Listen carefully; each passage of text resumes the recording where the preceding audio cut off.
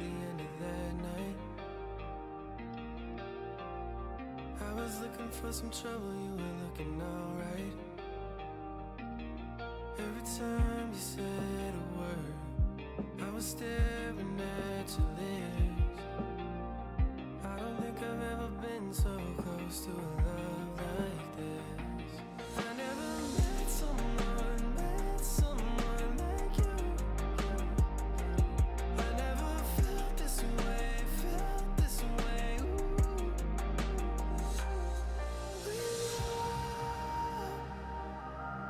I'll take potions, I'll cross oceans, all the hurt and the pain, you can take it all away. I'll take potions.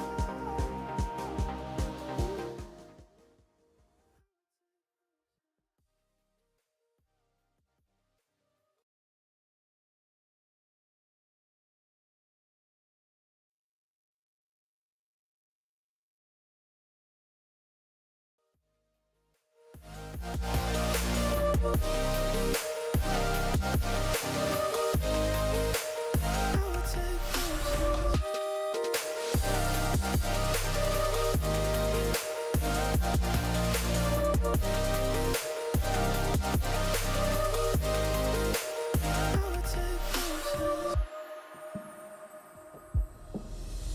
Sipping on a little something, I've been sipping too much. I just pour myself a double and I'm thinking about us.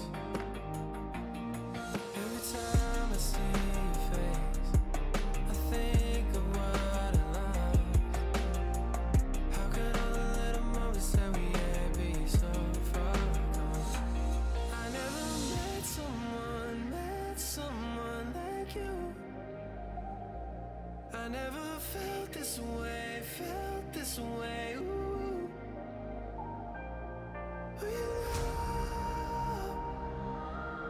I'll take potions, I'll cross oceans, all the hurt and the pain, you can take it all away.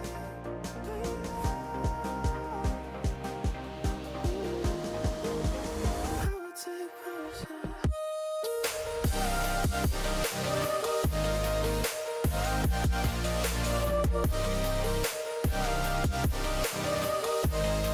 I will take potions.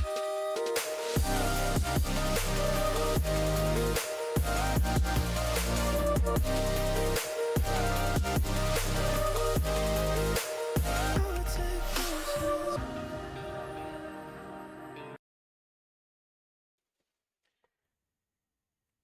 And good evening, everybody, and welcome to round 6 of the Women's Futures League. Tonight's game, we have first off the Jethawks in the maroon up against the Lumberjacks in the yellow. I am joined by guest commentator tonight. We have Amanda Torrington joining me here. Good evening. So Tara will be playing in the second game of the evening. She's just jumping on and going to help the microphone and a bit of commentary during this first game. Keep us occupied. Bring a bit of excitement back to the game, Maddie. So starting lineup here for the Jethawks to lead off this top the first. We have pitching is Storm Law. Catcher for them is number 10, Riley O'Brien. First base is Alyssa Stone. Second base, Rawdon Bradley. Third base is Sandy Nicholson with Margaret O'Hara as tonight's shortstop. Left field is Tiffany Morris. Centre field, Paris Basto. And right field is Alana Russell. Leading off the Lumberjacks will be Brittany Riley, Camilla Parra, and Tamika Zamora.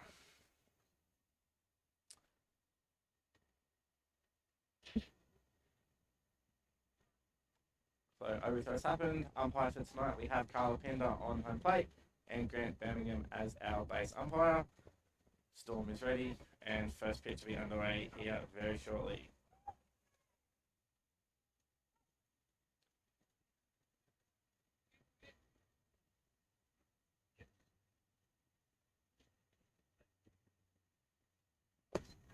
Oh, lovely. Always love starting with the first pitch strike. Not so good on the overthrow from the catcher back, but yeah, always good start strike.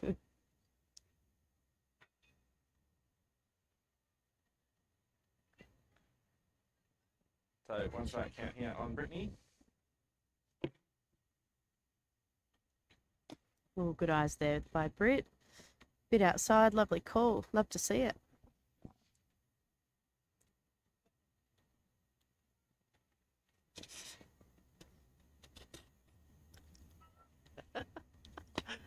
Oh, nice piece of the ball there by Britt. Are we going to see a 9-3 here? No, we're not. That would have been exciting. Love a good 9-3.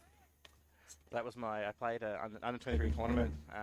I put one ball in, played the whole tournament. And that was... Jason Kilby was playing right field and come up into an absolute seed, got me out 9-3. So yes, it's not a good feeling when it happens to you. No, it's really not. So, Hitting wise though. Run on first here, and that'll bring up Camilla Para.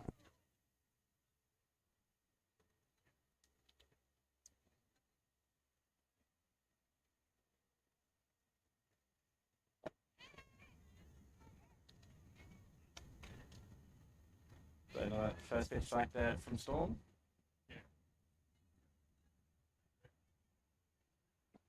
What we really want to see here is Storm throwing a slide step to eliminate that steal. So let's see. Ooh, foul ball.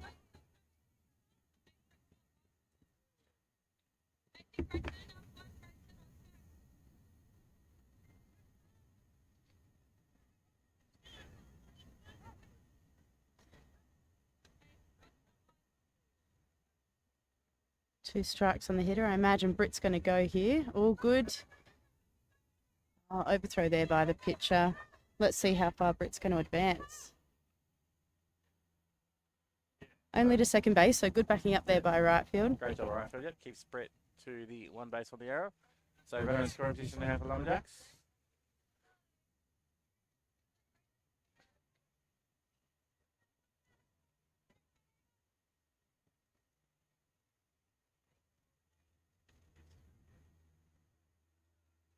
Yes.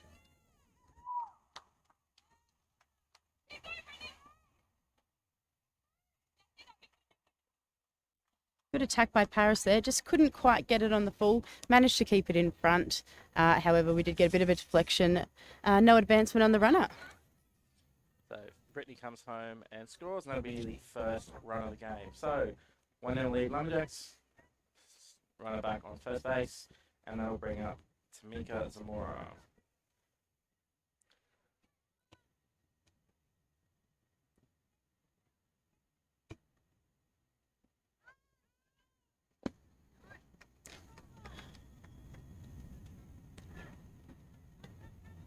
Very speedy stolen base there.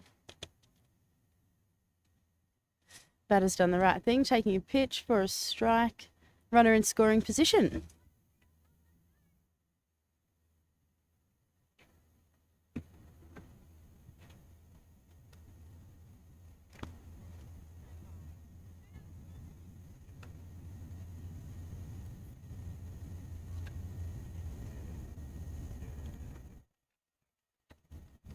So 1-1 count now on Tamika. As Troy said, good job taking that first percent run stealing. Runner takes off again on that pitch. Ball off the end of the bat by Tamika. Couldn't quite beat the speed of Cammy there. I don't know what we can see on the live stream there, Maddie, but that's a miss hit up third baseline. Third baseman Sandy Nicholson's done a really good job to come in and barehand that and make the out at 1. Unfortunately, couldn't get the out back at home, but some very good base running and really good infield play. So yeah, so Kimberly comes home there, and that is the second run of the game. So no runners on base now, and that will bring up Kate Deegan. Oh, we're allowed to bring in nicknames now. Got Deegs. Nice piece of hitting there. Straight down the throw to centre field. What does that bring us to? 2 out. Yep. And that'll bring up Mac Rogers. So I'm just adding out playing numbers to the lineup as they come up to bat. So, yeah, so Mac Rogers up bat now. Batting here with none out and 2 runners on. No runners on. Sorry, no runners on, sorry. 2 out. Yeah. Yeah, 2 out. We got there in the end. We did. So first pitch swing in there from Mac, and that'll be strike 1.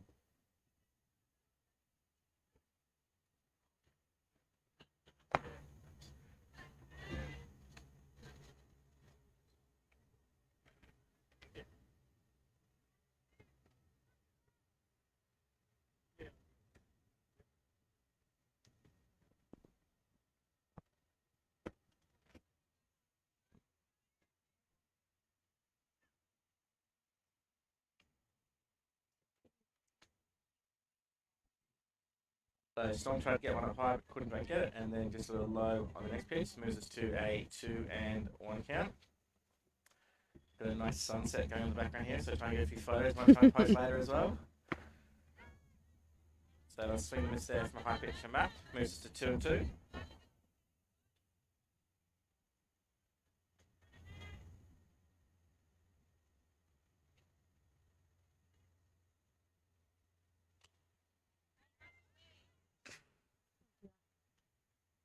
Okay, the cars are safe. Good waste there by Mac. We did see her previously. She went at that high pitch, so it was good that she could at least get some bat on that. Get it away, see what she can do with the next pitch. She's right back going.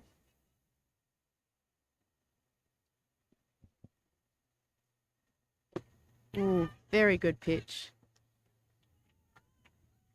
Luckily, went down swinging. We don't like to see a backwards K, so good on her for going down swinging there. Having a bit of a hack. We like hacks. So Lumnex managed to score themselves 2 runs. So they have that 2-0 lead now, heading into bottom of the first.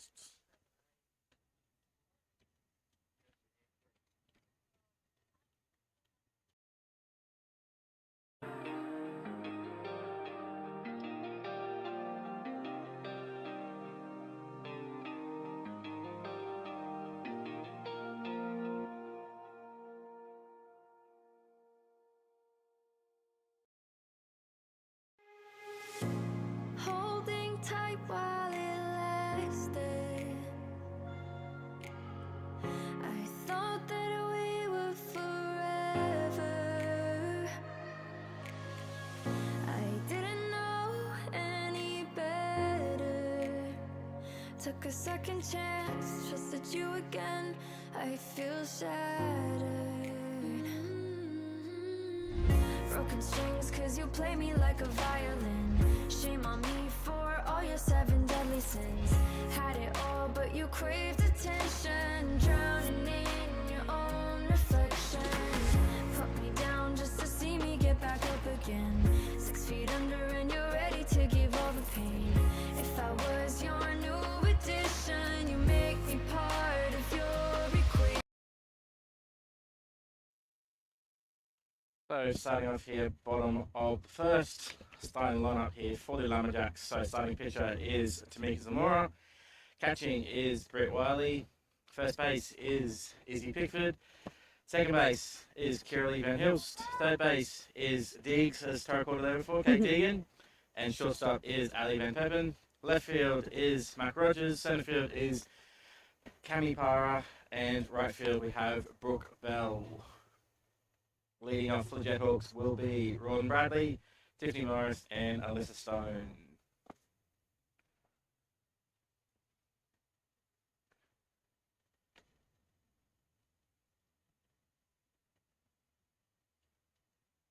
But we just have a miscommunication there. Pitching catcher, I think they had 1 extra pitch being thrown, so overthrow happening here from Brittany, and we're ready to go here in bottom of the first.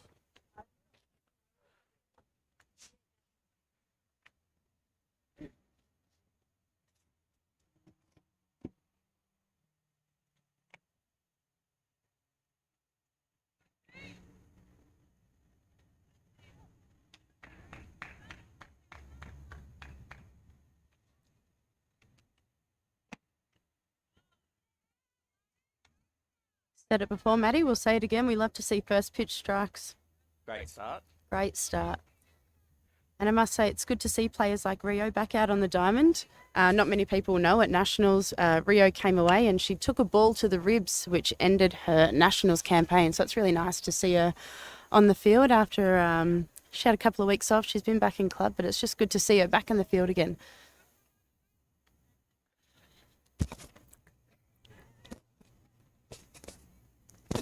Expert commentary here tonight. You are so welcome. Extra comments from Tori here.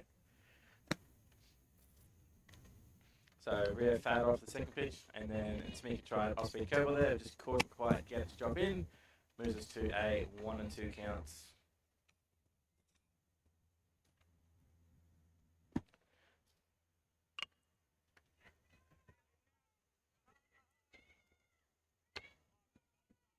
Oh, very good base running there by Rio. Unfortunately, couldn't quite beat the throws. Shortstops had to make a good play on a slow roller there, so good to see.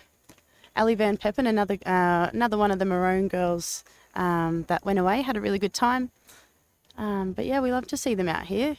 Love having the young girls out here, getting involved. It's been really good.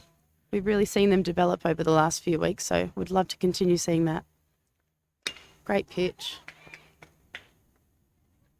And eaten up there by Brookie Bell in right field. Yeah, Tiffany Morris swinging at the first pitch there, gets a good piece of the ball, but as they're straight to Brookie Bell in right field, that'll be the second out, and that will now bring up Alyssa Stone.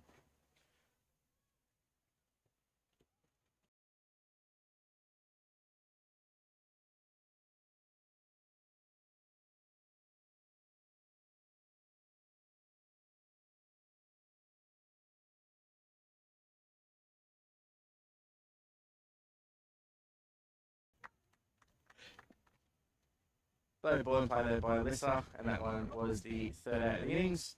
So she helps go 3 up, 3 down. The Lumberjacks still have that 2-0 lead, heading out into top of the second. A good pitching there by Tamika. Gets a couple of quick outs.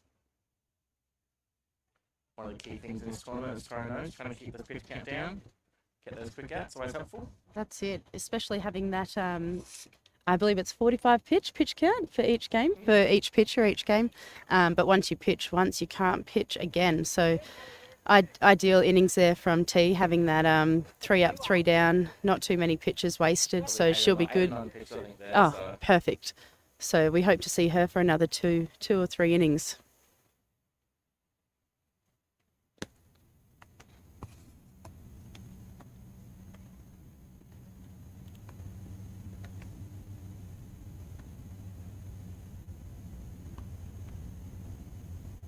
So a bit of a cooler night here tonight at Vancouver. Saw a photo posted from the Masters on Monday night. Had a bit of a mist rolling in towards the end tonight, so hopefully we can avoid that one tonight. I definitely don't want that playing the... It feels like it's basically a midnight game, but I do know that it is only 8:15. So ball's out caught here by Carla. Storm just finishing off her one tosses. And leading off here in the top of the second for the Lumberjacks will be shortstop Ali Van Peppen. Tommy said for that nice play for the second out of the last inning.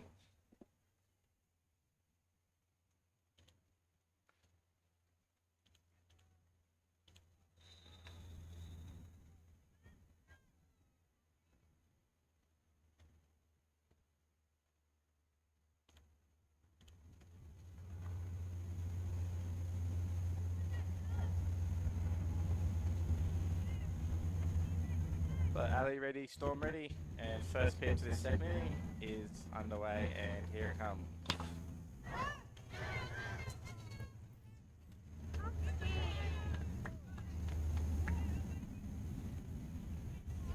So being aggressive there from Ali, but just doesn't really get enough that one. Fly ball hit out there and caught by Rio at second base. So one pitch and one out, and that'll bring up second baseman QLD Van Hilst. Not one of those young players you mentioned there. Yeah, quite young. And I've also playing in Brisbane Metro with QLD, but a little fun fact for you, Maddie. Her dad was one of our squad coaches in our 2012 World Cup team. So I met her when she was very small. I don't even know if she's talking yet. So this makes me feel very old. Thank you for bringing up those younger players. I believe she's 15. Maybe even younger. Oh, good swing of the bat there. Quite a nice pitch too. Set up pitch. We like to call them tilts coming up and in. Would like to see her go down and out with a bit of an off speed here. Try and get her swinging. Try and get QLD to put a ball in play. Execution. Perfect. That is one of the things I was mentioning there, so that mix of having the younger players and the older players who call themselves there. It's nice having that mix sort of to get that bit of camaraderie and bonding across it. And like you said, knowing QLD's father, now being a player as well as a good atmosphere. Yeah, that's right. And as well, I think the idea of having us senior players in the team, well, this is what I told my girls from the very first week was that I really wanted to see them or show them what it meant to sort of hit the next level. You know, like these younger girls haven't quite played that next level yet. So one of the big things that we really wanted to do and really bring into our team was the feeling of playing that next level. So from the very first week, we've been really open with our girls about that, and, you know, been really open about wanting to take them just for the bit of a ride and see what it feels like to play that next level. And my goodness, we have taken off. Our girls have really taken that in their stride. Yeah, so QLD struck at X first out, and then we have Brookie Bell up to bat. First pitch was outside. Second pitch there's up high, and then moves to a 2-ball count.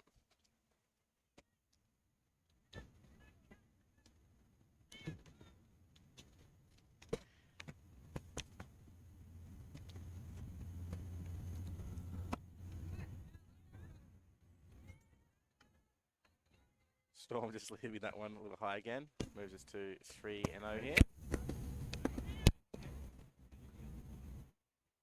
Yeah, it's one of those things we mentioned all the way through that each of the three teams has some of the senior players in it, sort of to use that experience and work with the young players. Because I think the age group, so it's anyone that's 15 and older. Yes. So there's a couple of 15-year-olds in here. So it's nice seeing them. I think next year there's another group of those girls, that's that 13, 14 age group. Looking Yeah. at 2 years, so there's a big group of them who hope to be involved in the next couple of years to expand the competition. Expand, as well. yeah. Try and really get it moving in the right direction in terms of development. Good swing there.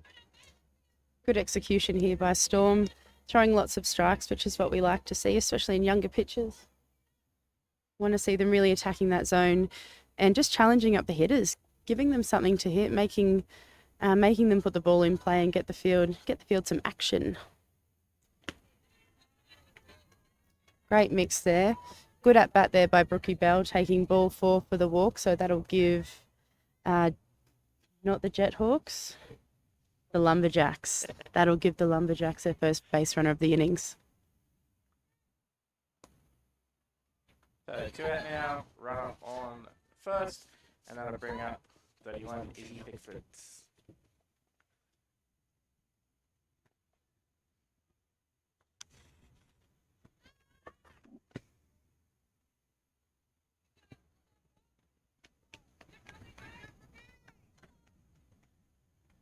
That's one of the things with this tournament, this competition happening now. All these girls have been playing in the state titles at Europe for Metro. Yep. So all these girls here, this is sort of a bit of a warm up for them, getting ready for the state titles in 2 weeks' time. Yeah, 2 or 3 weeks, I think it is. Yeah, and I think you're right too. Bit of a stepping stone for the girls, because a lot of them play, just the women's competition, lead off strike there. Just the women's competition, obviously nothing wrong with that. We love seeing the girls get involved in that. But it's just, getting away to state titles with a couple of the older girls and then facing the older girls pitching off the hill is just going to be that next level. So I think that this is a really great stepping stone for that, and to get these girls ready, hopefully aiming to play nationals, and this would be getting them ready for that. Yeah, you can see a good job there by Rio, second keeping the run close. Just swing and miss there from Izzy, moves us to a 1-2 count.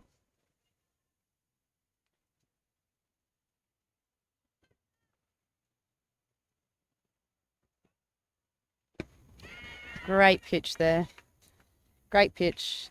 Caught a lot of the outside of the plate there, so really good execution.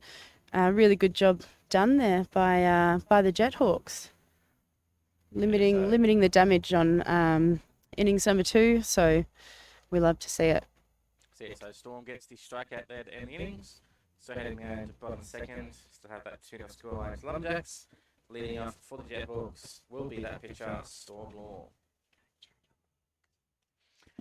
And that's one of the things you mentioned. Obviously, some of these girls are obviously also, they're playing in the women's comp at GBL as well as this. Yes. Some of them also play on Sunday. So I know the Storm plays for Sunstars and D4 competition. Oh, yeah. So this sort of is, so I know you do yourself as well, so this sort of allows a third opportunity for these players to get that extra games in that you might not be able to get. So it's extra games, extra bats, extra reps. Absolutely. Into competition, so. And that's what makes a difference too, I feel. You can train and train and train and train, but unless you have that game fitness, unless you play games, you're not going to gain that awareness. And I don't think you're going to learn, the unspoken lessons that the game has to offer in terms of, I guess seeing pitchers do certain things during gameplay, picking up on whether they're slide stepping or, taking a full leg lift and that sort of thing. So I think the more games you play, the better you're going to be. That's also one of the things as well, like commenting about the pitching as well. It's like Yeah. getting extra at bats, getting extra pitching trips, and being able to work on those extra pitches instead Mhm. of throwing that off speed down low and outside. Yeah. Swinging, you can work on that here. It is still a competition, but it's a little bit less formal, I'd say, so you can try different things. And Definitely. work on things here. I know last week after the game, we were talking with Jess Sullivan about getting her legs stepping out and that. So Yeah, that's right. for myself, it's nice to be able to listen to that sort of speed working in that background as well. So. Yeah, we actually videoed her during some of the game just to sort of see what she was doing, what we could sort of pick up on.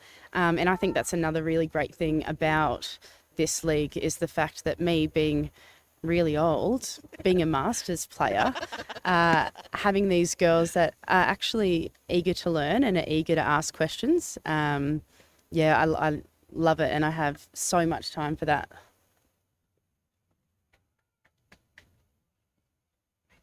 So, Jamaica finished one tosses.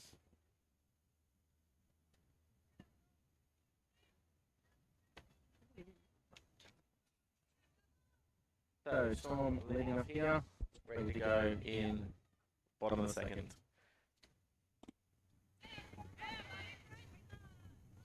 Nice pitch there again, Tamika with the lead off strike. Now this is definitely one of the younger girls that's got a lot of potential, especially to throw really hard. Being a lefty, very dangerous. Ball in play, and Storm beats it out. So we've got a ball in no man's land here, gone up first baseline. Very good base running by Storm, never gave up there. So we've got a runner on one for our lead-off hitter for the Jethawks. So, gate running there by Storm, put the ball in play, and then ran up to first. So, run first, none out, and that'll bring up centre fielder Paris Basto.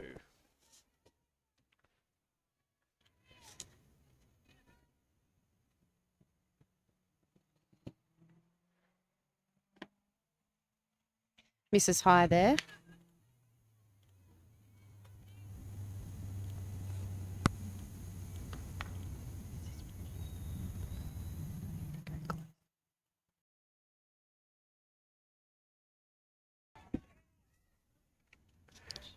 She's out.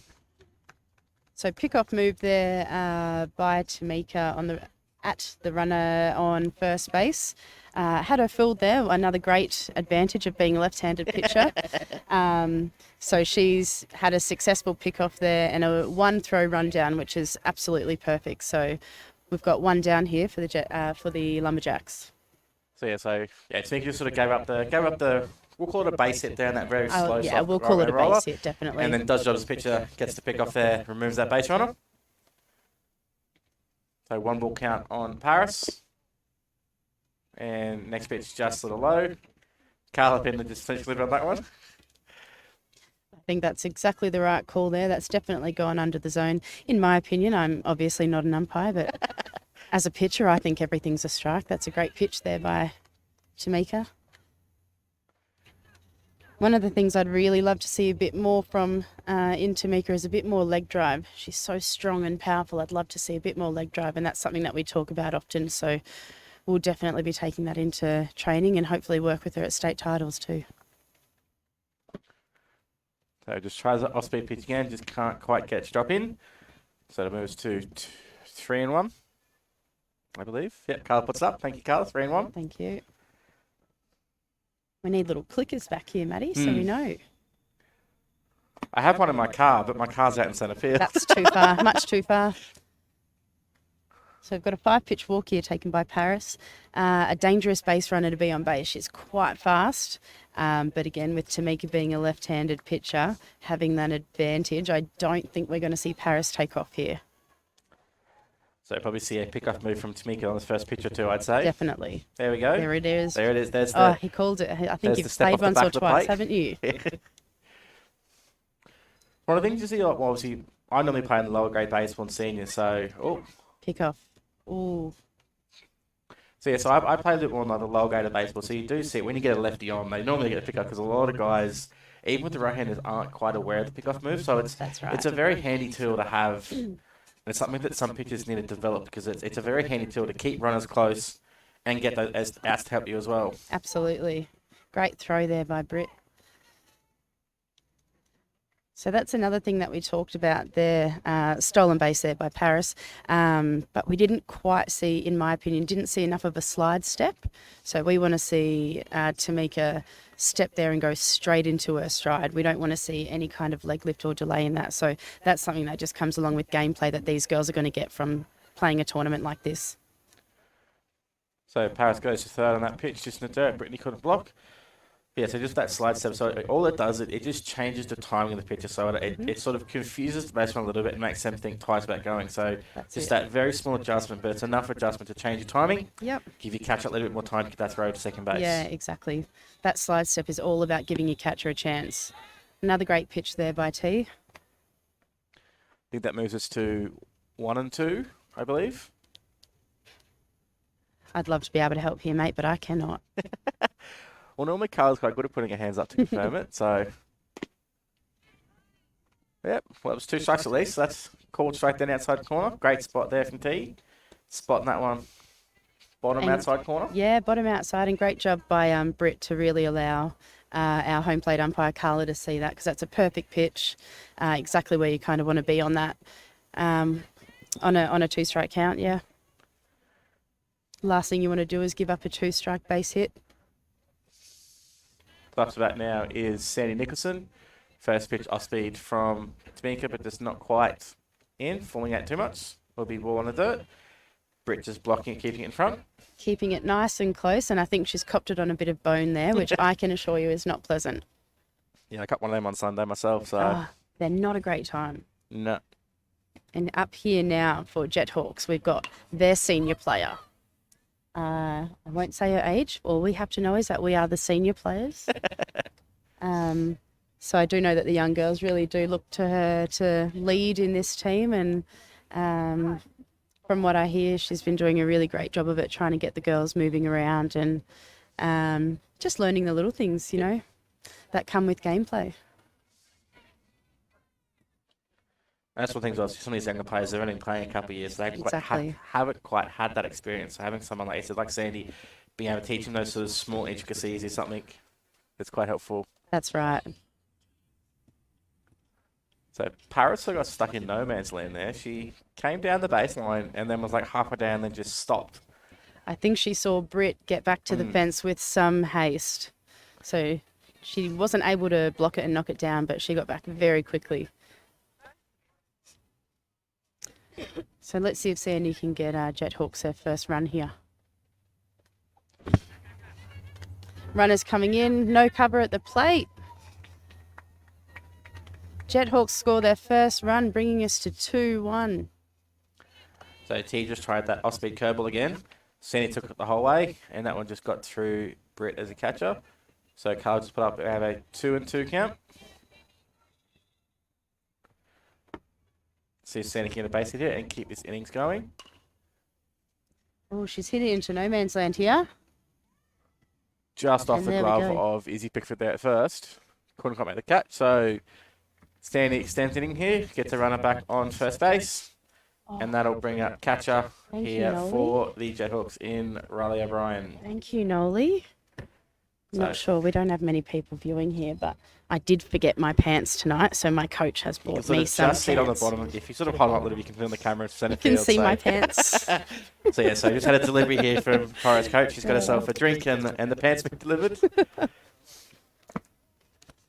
So Tara's obviously playing the second game of the evening here today. She'll be playing against the Jethawks. The first pitch there from T, just missing. That one will be a ball.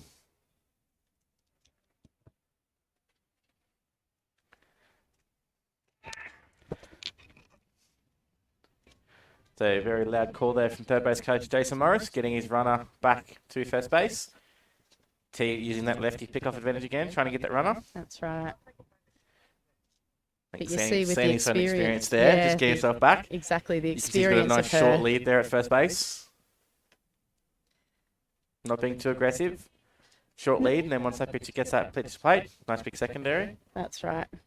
And that's just, Maddie, that's just an experience thing, knowing that as a lefty pitcher, it's going to be hard to see. So you want to see her leaning towards the plate when she can't change direction anymore, and then getting off a lot more.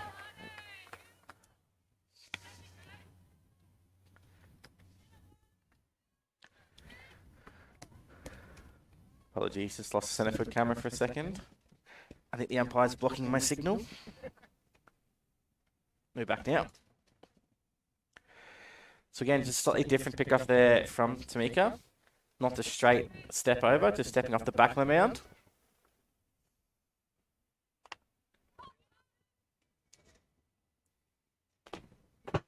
Good waste there by Riley. It is up in the zone, but I think that might have been an off-speed pitch, so you never know whether that was going to fall in or not, but good kill there. And takes her to a 1 ball, 2 strike count. Quick pick there by T. Quick pick, as we like to say. But Sandy was only a couple of steps off and paying attention because she's not old, experienced.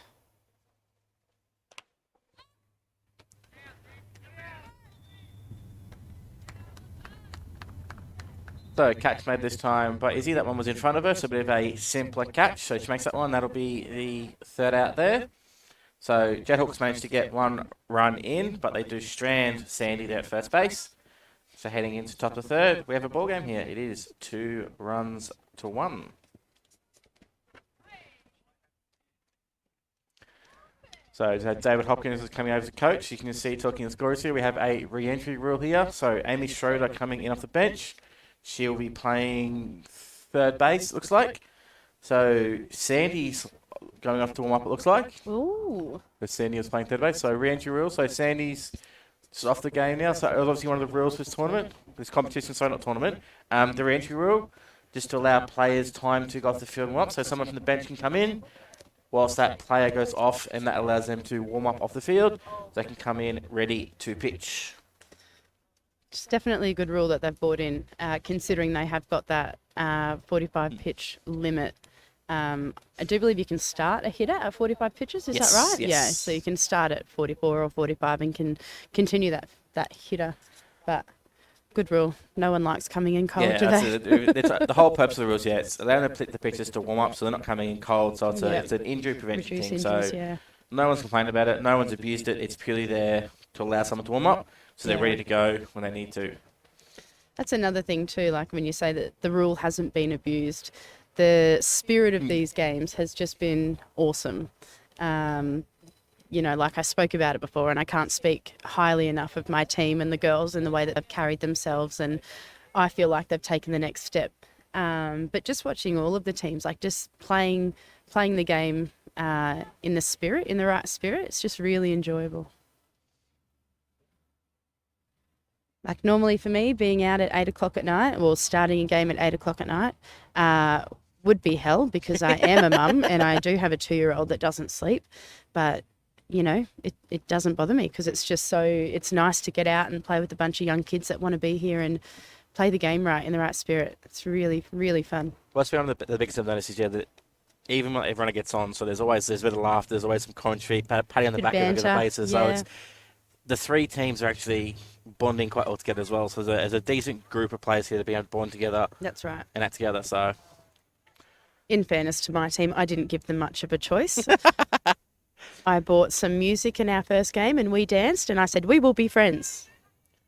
So back to top of the innings, top of the lineup here for Lumberjacks. Britt Wiley leading off. Off-speed pitch, I think, from Storm. Gets in and starts off with the strike that we need.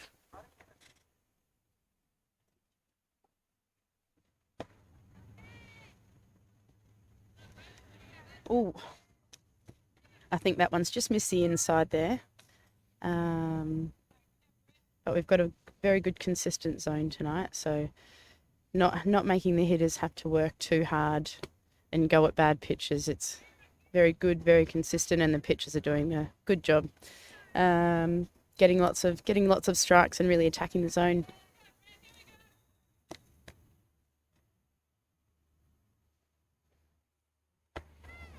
That's it. I've mentioned before, Yep. obviously Storm playing Senior. So I've played against Storm quite a few years now. So Yes.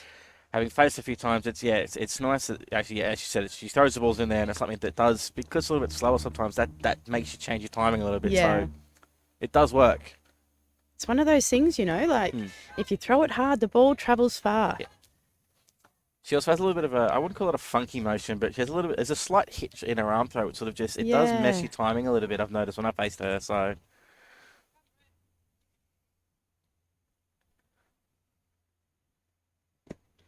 Yes, I noticed that now. A bit of an elbow Yeah. hitch there.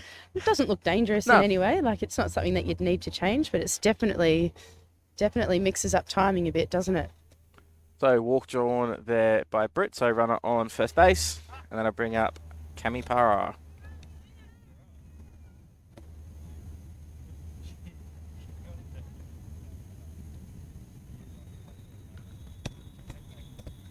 So I believe Britt got a stolen base in the first inning. See if she can repeat it here. So pick off there from Storm. There you That go. one does get over the head of the first baseman, off the glove of Alyssa. So that will allow Britt to advance to second. I think that's the same as the first inning. I think it was that. Exactly that, I think it yeah. was the errant throw from the pitcher. This one just come off the glove of Alyssa. I think the first inning was off over her head. Alyssa just couldn't quite grab it at first base there. Gives us a runner in scoring position here for the Lumberjacks. So we'd like to see Cammy at least move her over into third base. Nice pitch there. Good execution. So good adjustment there from Storm. Obviously, a little bit of throwing error there, and then comes back and gets that inside strike. Just what you need to see from her.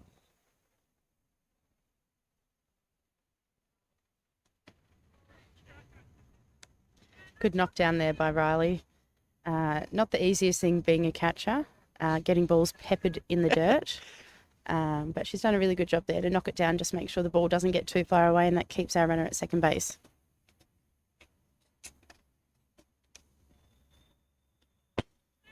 That one, not so much. Yeah, that one they just a little out of her reach. So that one will allow Britt to move up to third base. So 90 feet away from Lumberjack scoring another run. So let's see if Cammy can put a ball in play here and score that run this time.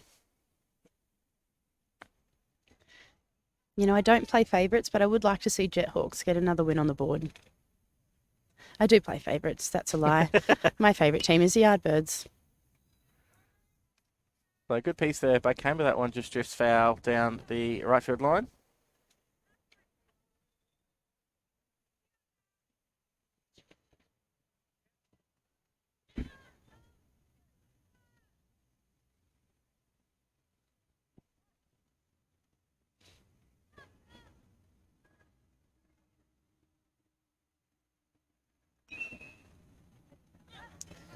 What are we going to see here? That's gone over the back net.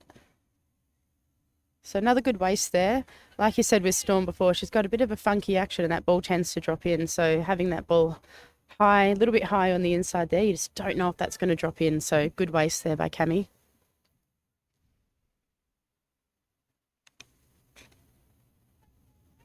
But still got Britt there on third base. See if Cammy can put a ball in play to score her. That could be deep enough for a sack fly here. Let's see what happens. Oh.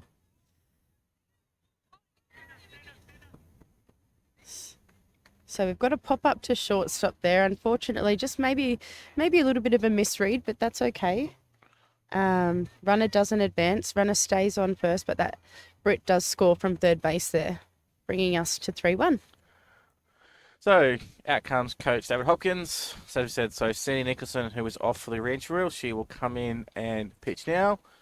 Storm will move from pitcher over to first base, and Alyssa Stone will move from first over to third.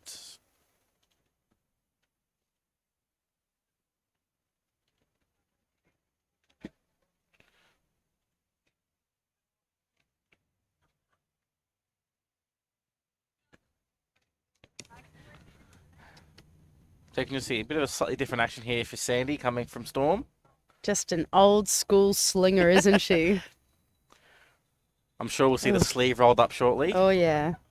In her defence, though, she is the size of a small child, and the shirt she's wearing is a 2XL. Yeah.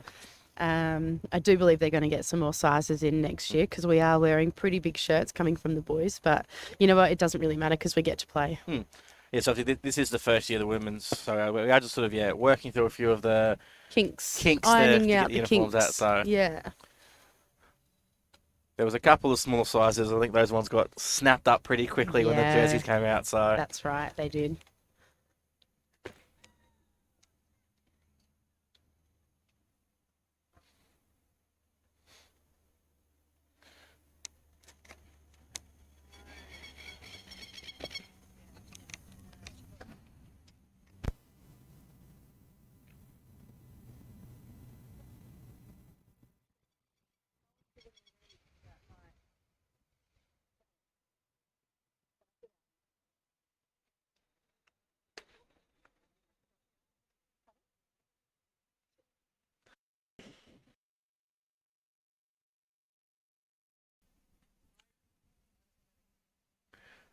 Sandy finished her warm-up tosses, and up to bat comes Tamika with that runner on first base. You see Carla telling Sandy that she's got none out run on first. Sandy gives the thumbs up. So I think Bit of she a might laugh want to there. go from a set here. Hmm. Nice little matchup here. Tamika does hit well off a bit more pace. So I think we might see maybe I would like to see her get a good piece of the ball here, but let's see what Sandy can do with all of her experience. So just stepping off the back there, keeping that runner nice and close at first.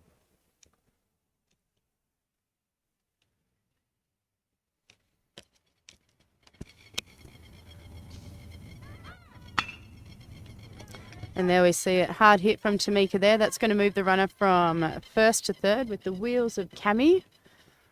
So runner moving on the play there, and it's a nice line drive by T out to right field.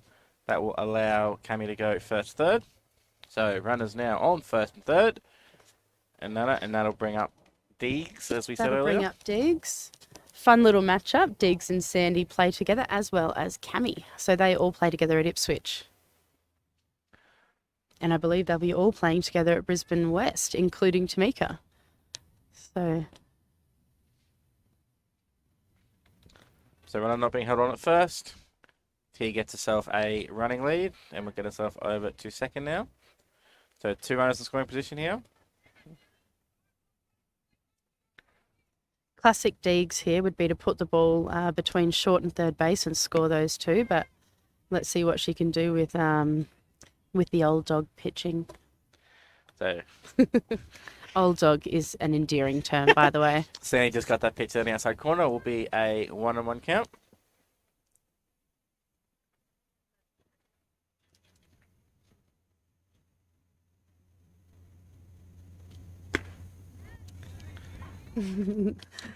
There's the camaraderie. Yeah. Sandy having a laugh, Deegs having a laugh that she has just given her a bit of a freebie there. Love to see it. So 1 and 2 count here on Deegs. Going to see an off speed here, I think. There it is. Missed on the inside, but definitely caught Deegs a bit off guard there. But that is one of the things you just mentioned. That's another aspect of this competition. It allows teammates to play against each other, so you get a bit more fun Yeah. playing against teammates that you normally only play with. So That's it. Good hard pitch on the inside there, and that sends Deegs back to the dugout swinging. So that gives us 1 out. Runners on 2 and 3, and we've got Mac, another Ipswich player, up to bat.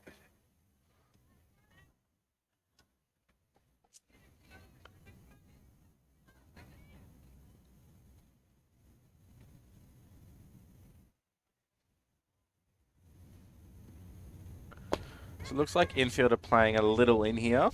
Just a little bit, potentially. Trying to keep that run from third nice and close. Good start there by Sandy. Gets a strike first pitch there. Little fun fact about Mac, she lives right next door to the Ipswich fields. So if there's training on or if there's something happening at the field, I guarantee you she's there with a ball, with a glove, wanting to have a crack. I'm not quite next to Pine Hills, but I'm nearby. So that's why I'm always the. If something happens, I'm always the call because Yeah. people know that I live. I'm not next door, but I'm very close to the field. So yeah. Yeah, I think I'm like 1.6 Ks.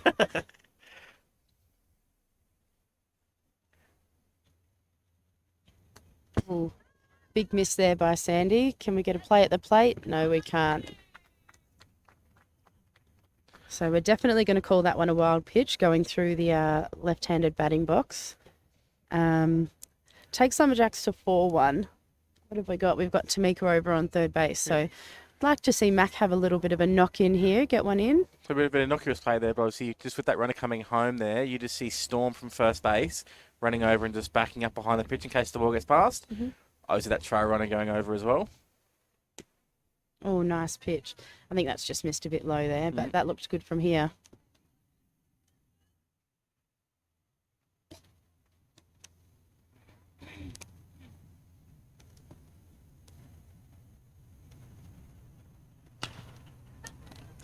Oh, we've got a possible play back here.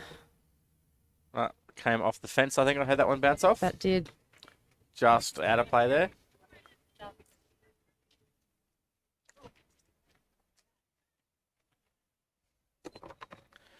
So just in case you join us, obviously guest commentator tonight, we have Toro from the Yardbirds here with us. She'll probably be leaving us shortly to go and warm up for her game shortly. Yes, now that I have pants delivered because I forgot mine, I'll be going to put those on and warm up with me gals. Might see if we can grab Sandy. Or actually, no, Sandy's playing next. Maybe see if we can grab someone like Diggs from the Lumberjacks, come over and have a chat during your game as well. Add some extra commentary. See if we can grab someone. Obviously, I would grab Sandy, but Sandy's playing the second game, so I can't really grab her. Just want to microphone out to you on the field. Yeah. Oh, mic me up. I'm here catching, so you could put it in my leg guards. I will give you a right rundown of what I think. Well, that's Great pitch there by Sandy. I've umpired with Toro batting a couple of times, and it's one of the best things when you got Toro in the batter's box when you're umpiring, because you get a running commentary of what's happening, what the next play is, what she's going to do. It's good quality. It's my favourite too because, you know, in the men's, when you play in the men's, sometimes they take it a little bit too seriously. Yes, so I like to let them know that I think they are being a little bit too serious. And when they think they can outsmart me because I'm just a little girl, I will literally call the next pitch and lo and behold, that's what comes down. I don't think they were a fan of it when that happened last, but that's okay. No, I did have to call time once because I think both of us started laughing at one point during the at-bat. So just missed high there by Sandy. Ali Van Peppen in the box.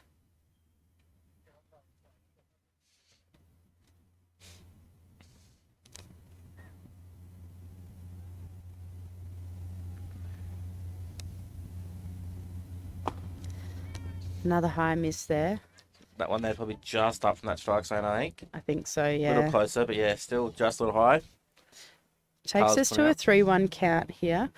And we know Carla's very consistent with that middle low zone, so we always know that we're not going to get that up high. So let's see what she comes back with. Perfect. Ooh.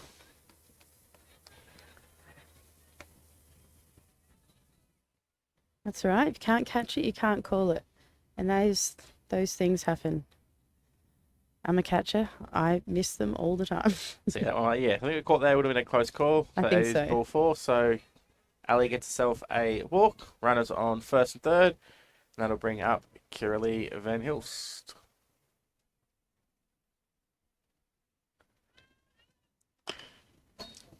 So one of the things, this will be the last bat of the innings here. Obviously, we do have a 7-hitter maximum per innings. Just on all these rules, so just to make sure there's a little bit of pitchers aren't blowing their arms out, just to keep the game rolling over. So Kiralee is the 7th hitter here for the Lumberjacks. The rule in my team, if you're the 7th hitter, we call it daddy hacks. So if you're the 7th hitter, the rule is you must take daddy hacks. Runner going, ball straight down the pipe. So no hold there at first. Allows runner to move over to second. So yeah, so if you do get that 7th hitter to get out to bat and they reach safely, or if there's less than the 3 outs with the 7th hitter, you get your team an extra run as well. So That's right. We'll see if QLD can get herself a ball in play here to score the runs on base and then get another run as well for the 7th hitter. That's why obviously you have your daddy hacks, because obviously you've got 2 runners on here. You only get 1 run if you get the 7th hitter reaches. But if you've got 2 runners there, so if you can put the ball in play, you can score 2 runs and get the extra run as well. Great pitch there by Sandy. And that strikes her out looking. I'm not sure whether that was a off speed or a bit of a slider, but that's a perfect pitch, perfect execution, and good call. I think that didn't get the whole plate. I think it got front half of the plate, but that's just perfect. So, love question to from see the it. chat. Someone's just clarifying, what do you mean by daddy hacks, Toro? Daddy hacks. Daddy hacks.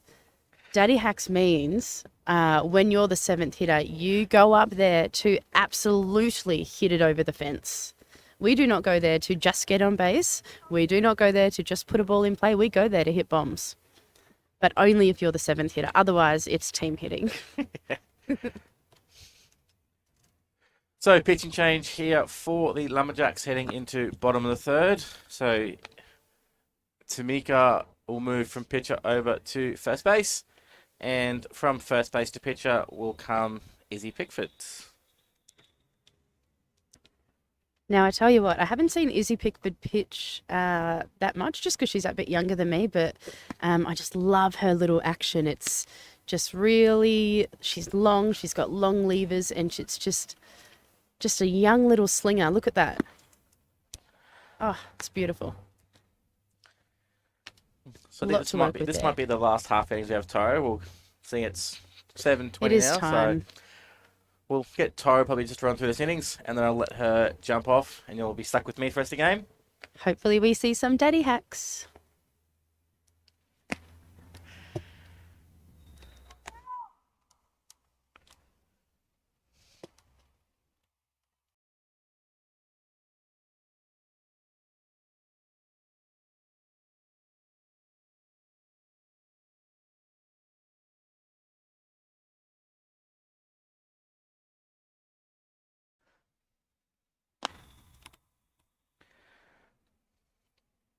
So Brittany's had her overthrow there. So that is the end of the warm-ups here, bottom of the 3rd. So leading off here for the Jethawks will be our 9 hitter. We have Margaret O'Hara.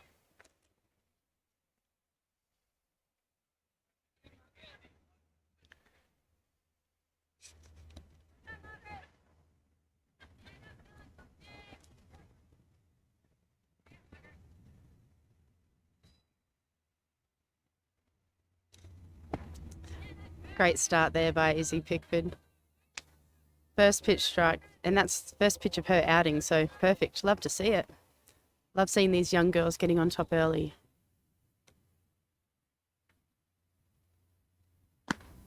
Oh, big hack there by Margaret. And a good pitch to take a big hack on. We do love a good high ball swing, don't we? They go the furthest. Yes, that is my favourite pitch as well. That nice high strike is one I quite well known for, so we get that one. Anyone that knows me from Pine Hills knows that that's a pitch I like.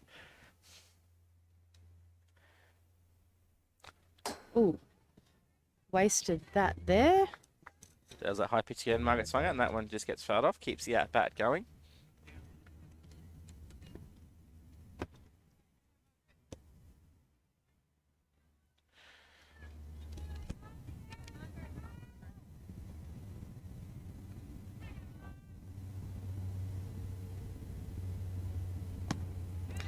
And a strikeout swinging. Great lead-off hitter there by Izzy Pickford. Threw a few high pitches there, got her swinging. This is going to be my last hitter, Rio Bradley. So back to top of the order here, bring up Rio.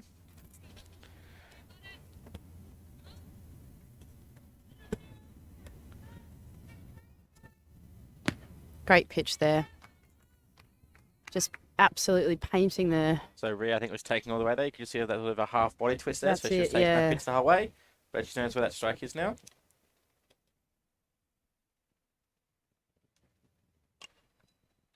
Uh-oh. Cars. Ooh, And just bounced we over are a car safe. here. So that's the same pitch in the same location there, just painting the middle to outside half of that plate.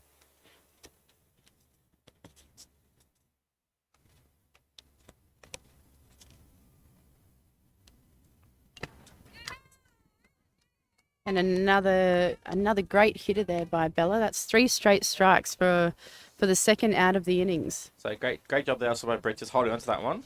Got a foul tip there off Rio. So 2 outs now. That'll bring up Tiffany Morris.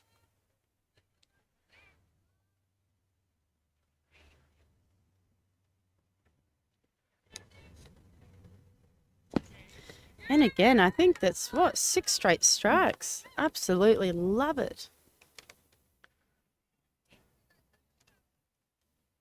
I stand corrected. That's 8 strikes in a row, not 6. Ball up the middle. And easy ground ball there for our shortstop, Ali Van Peppen. So all right, gang. The third innings. So Lumberjacks, so Jethawks go 3 up, 3 down there in bottom of the third. So heading into top of the fourth, we have a 5-1 game. And I would just like to say thank you to Toro for coming in and being guest commentator tonight. Oh, thank you for having me. No and worries. Before I kick off, see you on the camera later tonight. You will see me on the camera, but as Sandy comes out to pitch here, I just want to say the pitchers here tonight and all through the tournament have done a really great job. So Storms had a great outing to start off their game and brought Sandy in, and then T to get through a couple, and Bella Pickford to come in and throw 10 straight strikes. That's just, love to see it. I think that's what this is all about. So I look forward to getting out there and hopefully getting some strikes so I can take some daddy hacks. Well, yeah, thank you, Toro. I'll let you go and warm up for your game now. So just a couple of quick position changes here for the Jethawks in top of the fourth. We have Rio Bradley coming in to play catcher. And in place of Riley O'Brien, we have Amy Schroeder coming in to second base. So Riley O'Brien will be out of the game, and Amy Schroeder will move in and play second in her place.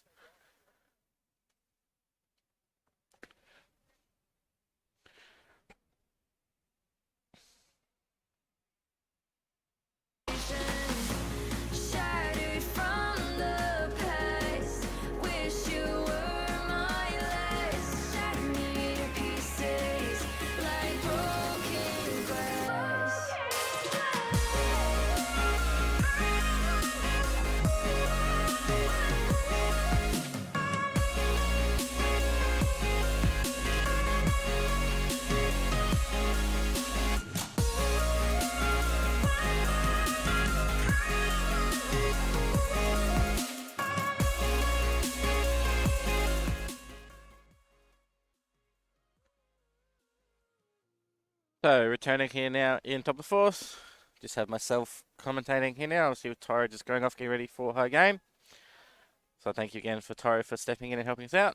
So leading off here in top of the fourth will be number 23, Brooke Bell. So first pitch from Sandy just inside there.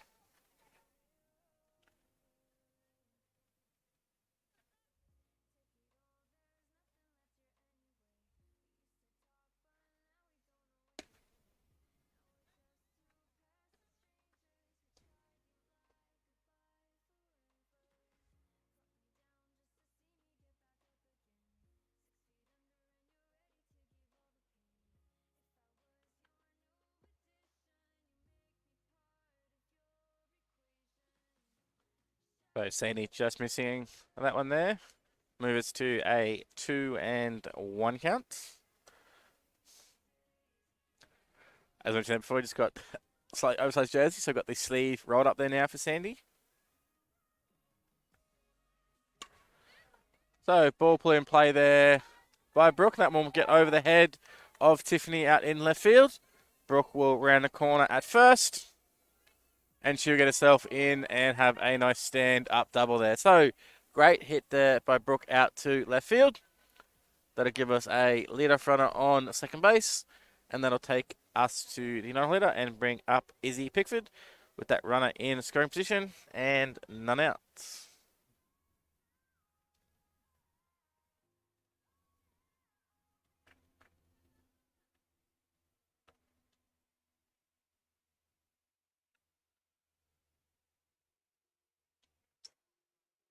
So first pitch there, great pitch by Sandy. As we said, gets ahead and gets that first pitch strike.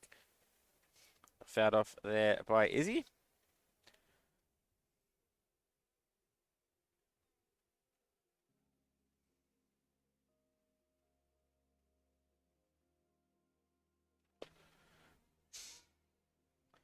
So really good off-speed pitch there. That one will just drop in and catch the strike zone. You can see him with a grin there.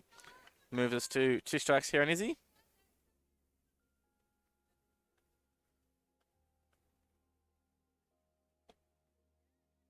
And great eye there. Smearsy's leaving that one high on that side.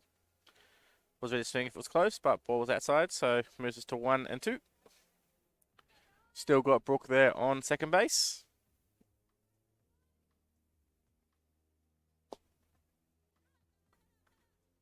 And swing and miss on the inside pitch there by Izzy, and that'll be a strikeout for the first out. And that'll take us back to top of the order. So runner on the second base in Brooke, and that will take us to Brittany Wiley. Just got a re-entry rule happening here for the Jethawks. So Alyssa Stone coming out of the game to warm up. Riley O'Brien comes back in to play third base.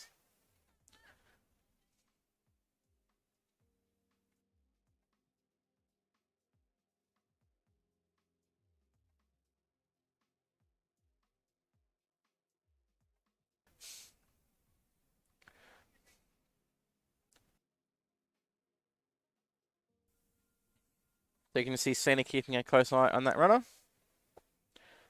And looks like a curveball there. Maybe a slider just dropping low. Not quite catching that bottom corner.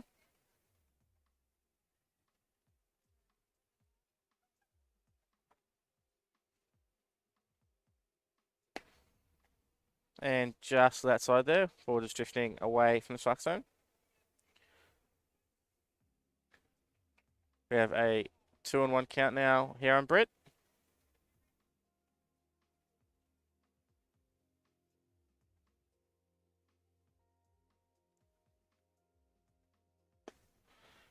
And another curveball there from Sandy. Does his job, gets in and catches that top corner. Moves it to 2 and 2.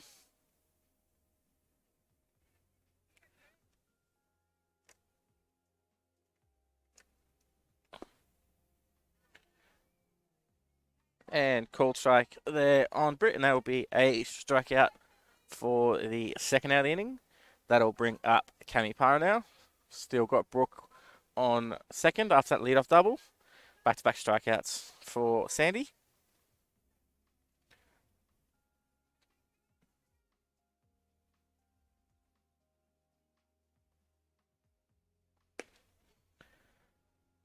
And as we mentioned there, another good first pitch strike there.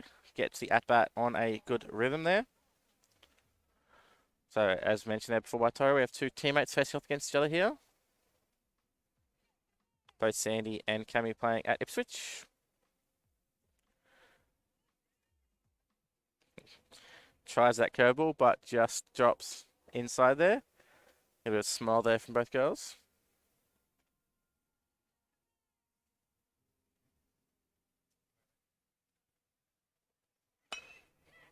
So ball hit back to Sandy, and she'll come up and throw the ball over to first, and that'll be a 1-3 putter for the third out of the inning. So heading into bottom 5, Lumberjacks get bottom 4. Sorry, Lumberjacks get a lead-off double, but runner gets stranded at second.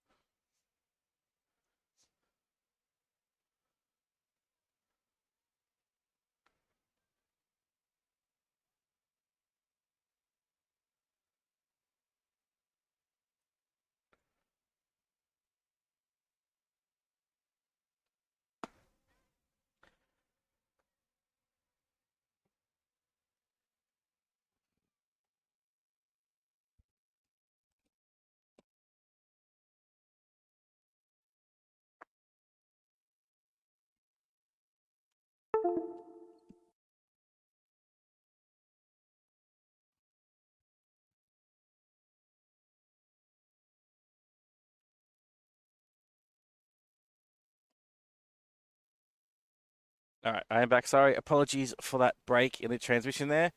A pass ball hit the fence and it knocked the power cord on the back of the computer, and the computer turned off. So we are back, and we're in the bottom of the fourth. This is the first hitter, which is Alyssa Stone. She's not missed any of the action, but apologies for that quick break in the transmission there. Get myself back up quickly here.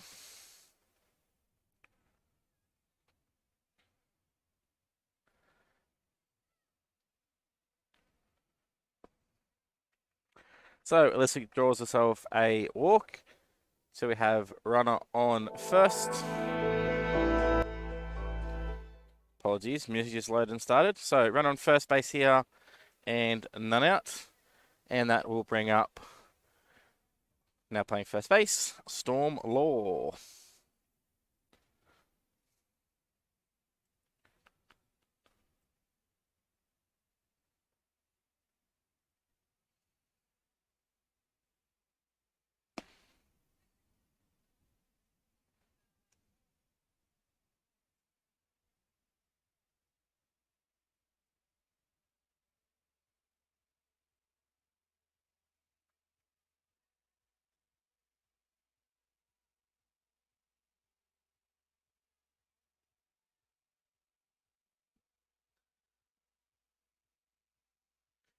So we also have a pitching change on the mound here for the Lumberjacks in this fifth inning. So fourth inning. So Ali Van Peppen has come on and is our new pitcher. Izzy Pickford has moved over to second base. Runner goes on the pitch there. Britt just can't grab it, so we get a stolen base there for Alyssa. So Izzy Pickford moves from pitcher to second base. Kiralee moves from second to third base, and Deegs moves from third base into shortstop, with Ali as our new pitcher. So runner in scoring position now at second base in a Stone. Storm Law up to bat here. And Storm takes that pitch there on the outside corner. There will be a strike. Should move us to, I believe, a 2-2 count. Let's get Carla to confirm that, hopefully. No confirmation, Carla. So we'll just check the count after this pitch. That one is down low. Good job there by Brett blocking it. Must have been 3 balls. So that was ball 4. So Storm draws herself a walk. So that'll put runners on first and second base now. So runners first, second, runner, and that'll bring up the centre fielder, Paris Basto.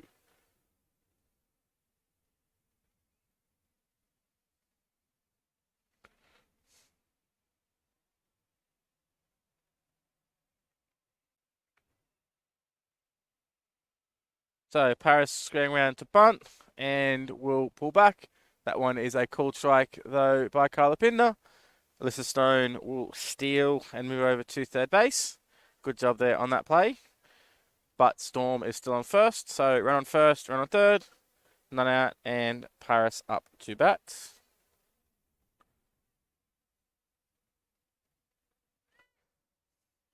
So Storm goes on that pitch, and she will steal second without a throw. Ball was low and outside.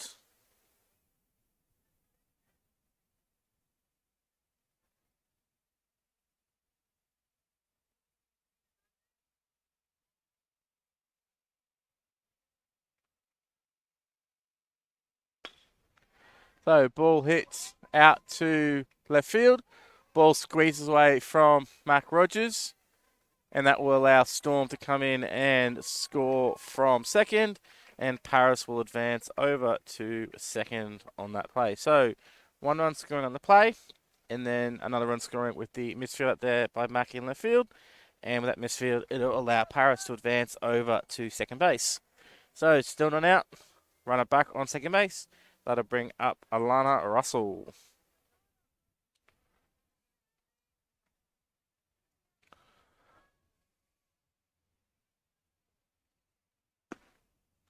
So first pitch from Ali is in and gets that called strike. Good start to set bat.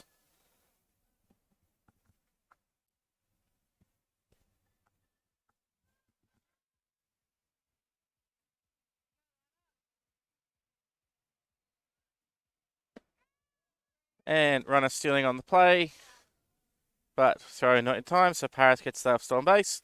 As Toro mentioned before, Paris is quite a threat on the bases. So gets stolen base, advances herself to third.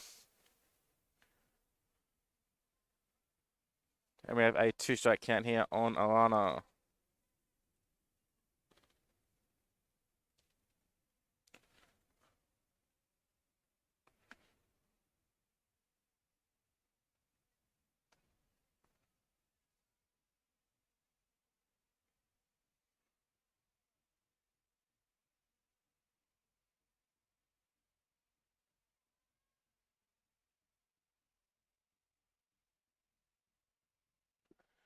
So ball in the dirt. Good job by Britt though, blocking it, keeping it in front. Doesn't allow Paris to come home and score.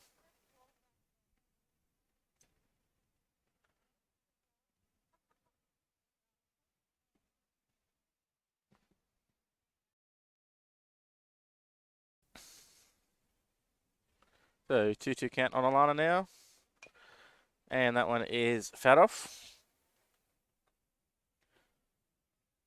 Grab out here, just fight that offside, that inside pitch off, keeping her at bat alive.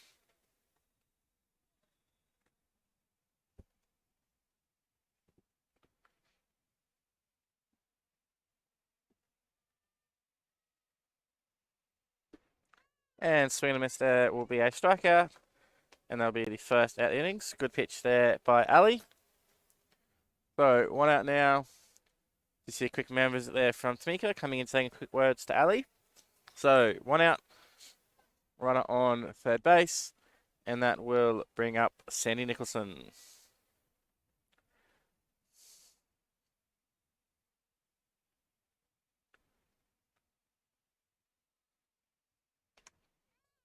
So Sandy swings at the first one and will foul it off to the back net. That will get a piece of Briz that comes through.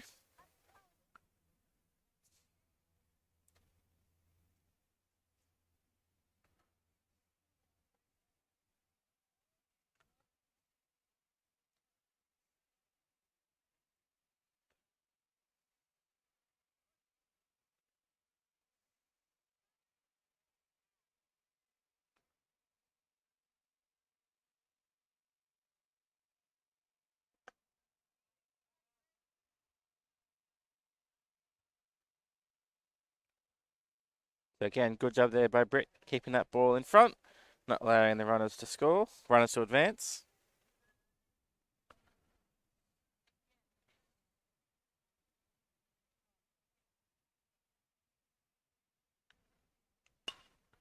So ball hit over the first base dugout there by Sandy. Clear foul ball though. So we do obviously have our GBL on in Brisbane tonight. Got the live screen for them if you want to follow along. Go to the website. So I hope you'll be watching this Women's Future League here, and then you'll have that up on a second screen on a phone, watching the live scoring.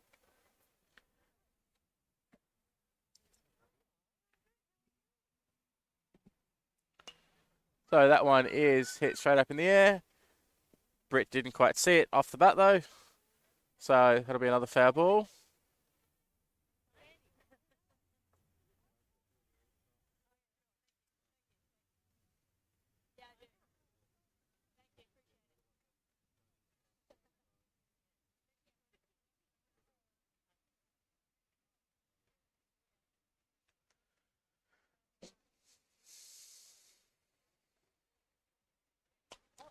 And another one fouled off. And we have our first car of the evening being hit.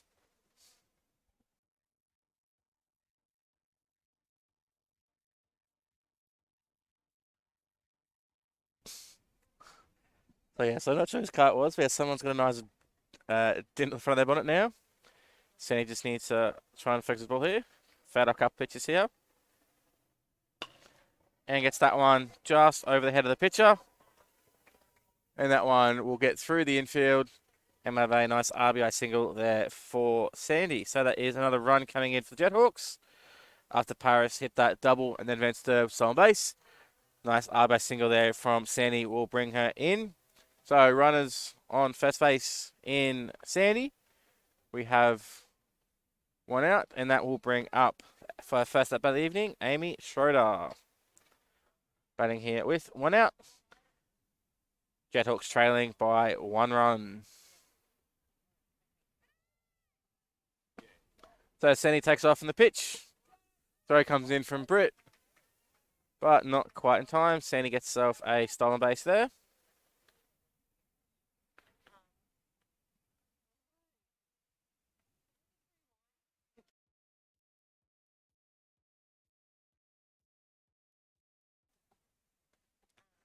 So runner in scoring position now. See if Amy can put a ball in play and score. Pitch is down low. That'll be a ball, just falling out of zone there.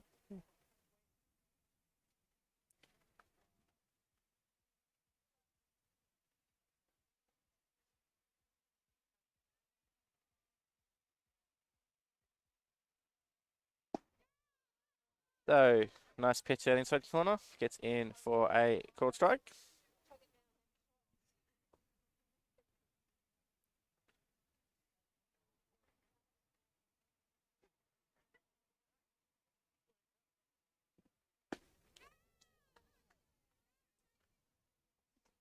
So, gets another called strike in there. Good pitching here by Ali.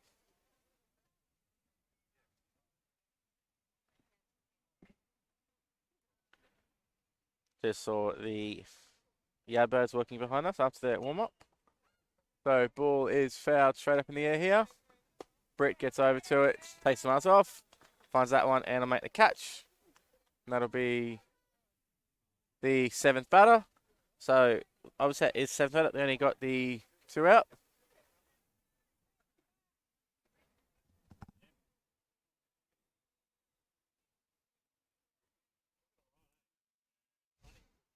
Sorry, apologies.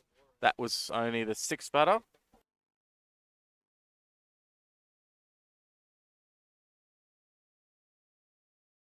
So just confirmed there with Carla, that was the 6th batter of the inning. So we're still going to keep going here. So this is the 7th batter coming up now. We have 2 outs. And we still have that runner on second base in Sandy. That'll bring up bottom of the order here in Margaret O'Hara. You can see Izzy keeping close eye at second base. And swing and a miss there as Sandy will steal third.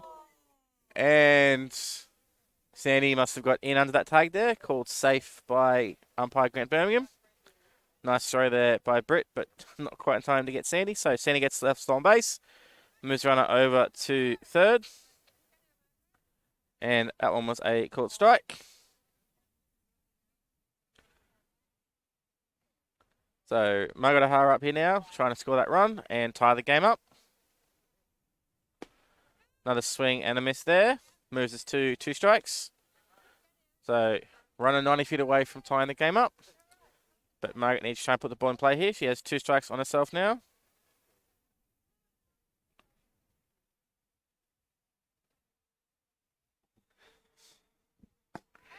And that one is to the back net, and Sandy will come home and will slide in as that ball comes past, and that will tie the game up.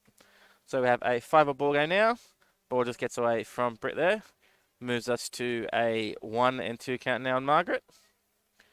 But with that play, Sandy steals third base. So she steals second and third, and then comes home on that probably wild pitch. That will tie the game up.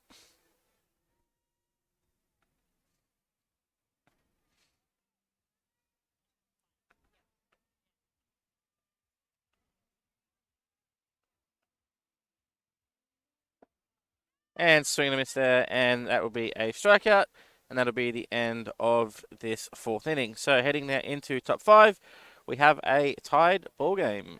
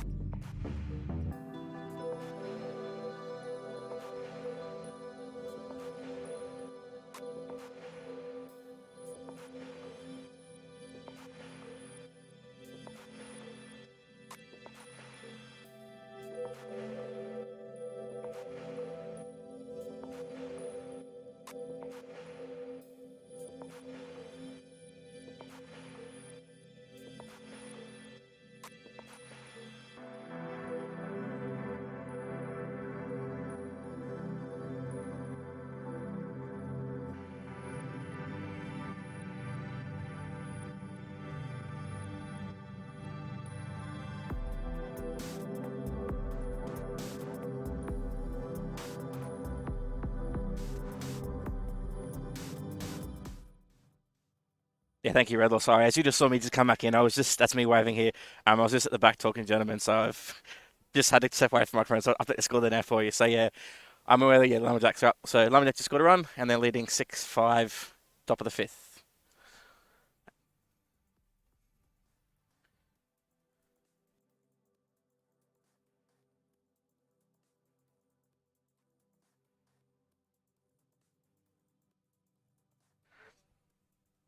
So I've just been told it's actually 6-all, game changer. So we'll just double check that one, but I currently have it as 6-5. So we just have, anyway, it doesn't matter. That is timing game called, as we're obviously in a timed game here, meeting that 8 o'clock deadline. So that is the end of this first game. 6-all. So yeah, so that is obviously a 6-all ball game. I had missed a run earlier. So final score there will be 6-all. We're just ending that game on the time limit. So we'll have a quick break in play here now. Next game will be starting in around 15 minutes time, which will be the Yardbirds as the home team in the blue playing against the Jethawks. So thank you everybody for tuning in. I'll be back in about 10 minutes time, ready for the second game of the evening.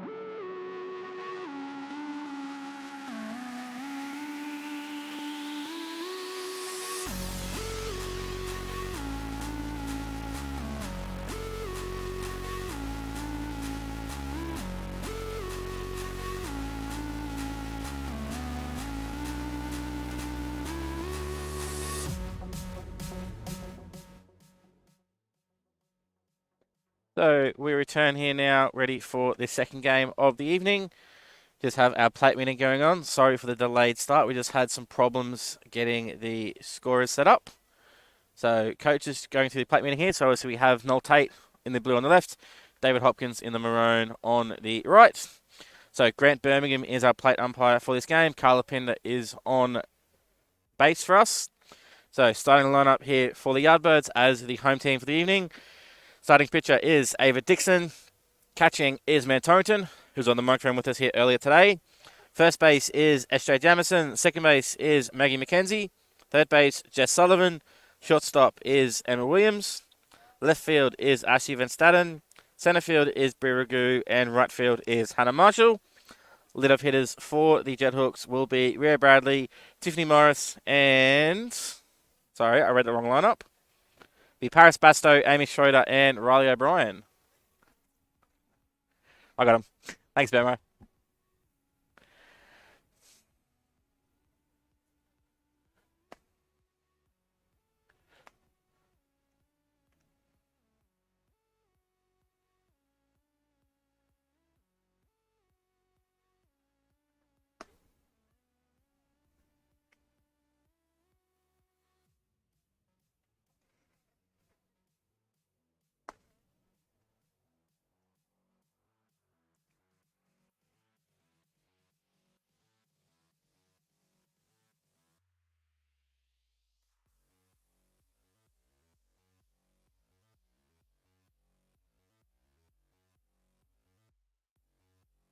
So, Ava's finished over warm-up tosses. Torres had an overthrow.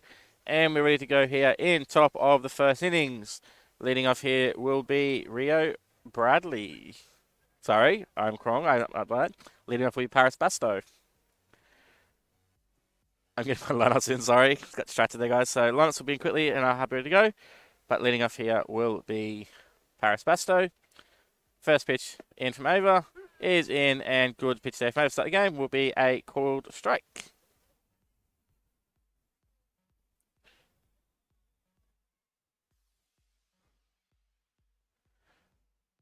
Next pitch from Ava, just down low on that side. Good block there by Toro.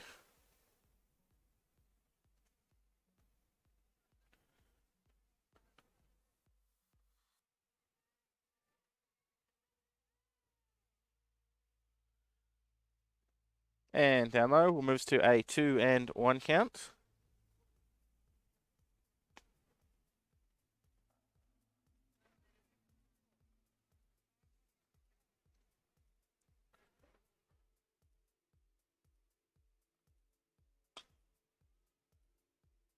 So ball hits over the first base and will land on top of first base. So it'll keep us to that. We'll now move, to a 2-2 count.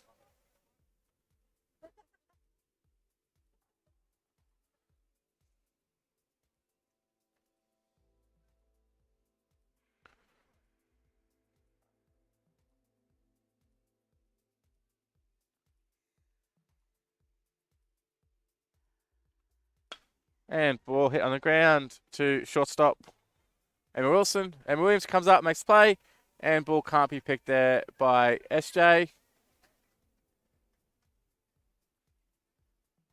And we'll have a runner safe at first. So run on first with Nana, and that'll bring up second hitter of the evening. We have Amy Schroeder.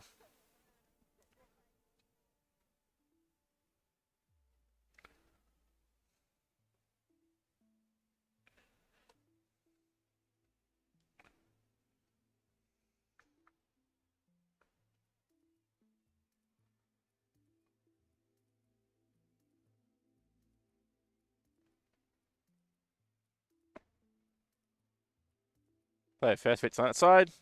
Tara's doing a good job here. We'll keep that runner nice and close at first.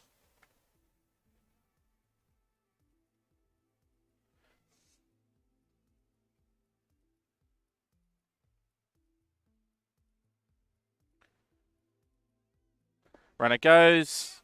Tara comes up throwing, so I've lost my camera. And Paris gets us on base. Throw just gets through at second base there.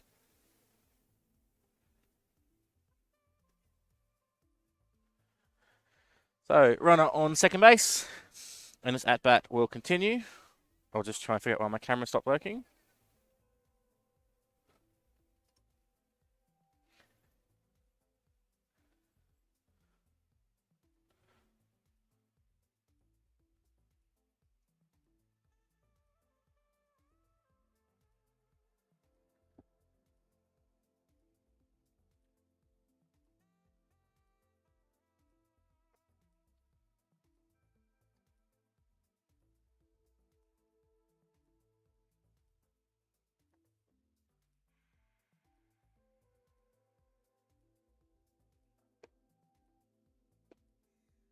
And next pitch is in there for a called strike. Good pitching there by Ava.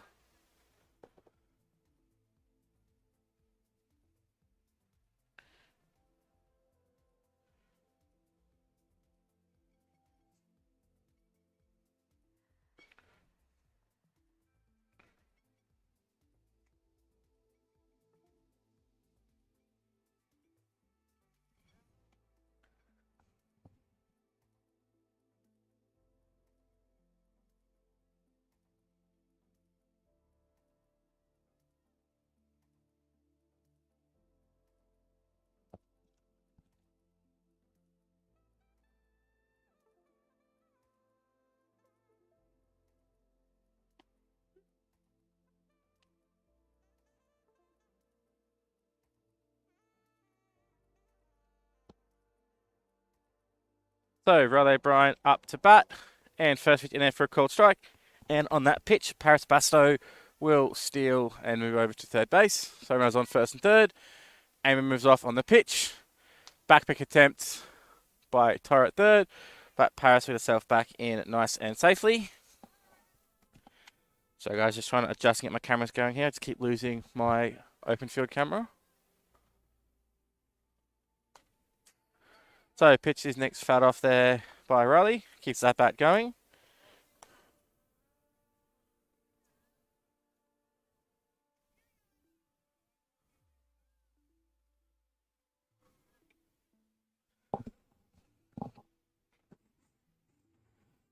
So great job there by Toro, blocking that ball, keeping in front, keeping that runner at second and third base.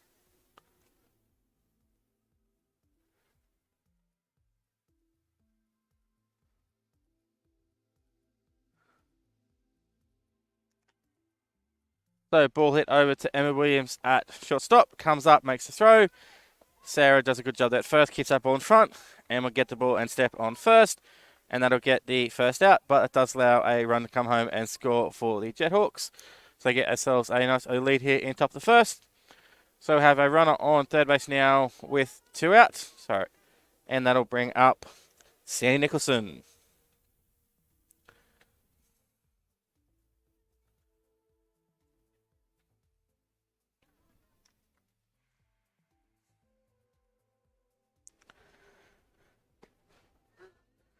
So first pitch over is in there and will be a called strike. Nice pitch down the middle.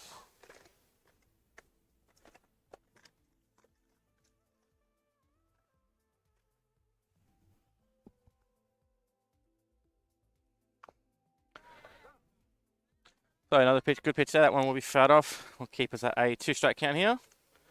So good pitching here by Ava.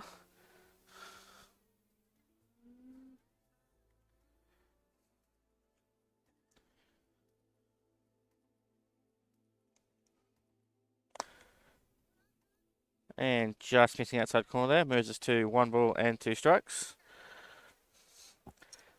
Doing a bit of on the moving changing here. So I just lost one of my cameras. Just adjusting, trying to fix it up. So the battery died on it.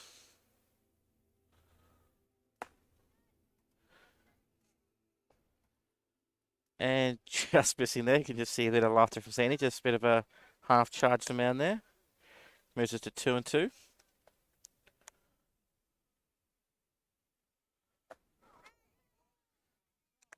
And gets the swing and a miss there, and that will be a strikeout. You can see Ava just laughing on the mound there. Gets herself an out there. So 2 out now. Still have a runner on third base in Amy Schroeder. And that'll bring up Rio Bradley.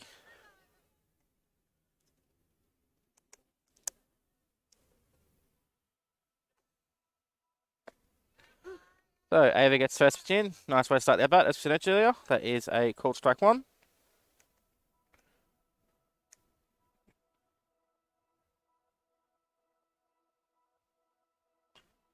And ball is hit up in the air. And Ava gets over and makes a catch. And that'll be the 3rd out of the inning. So Jethawks managed to score 1 run, but leave a runner stranded.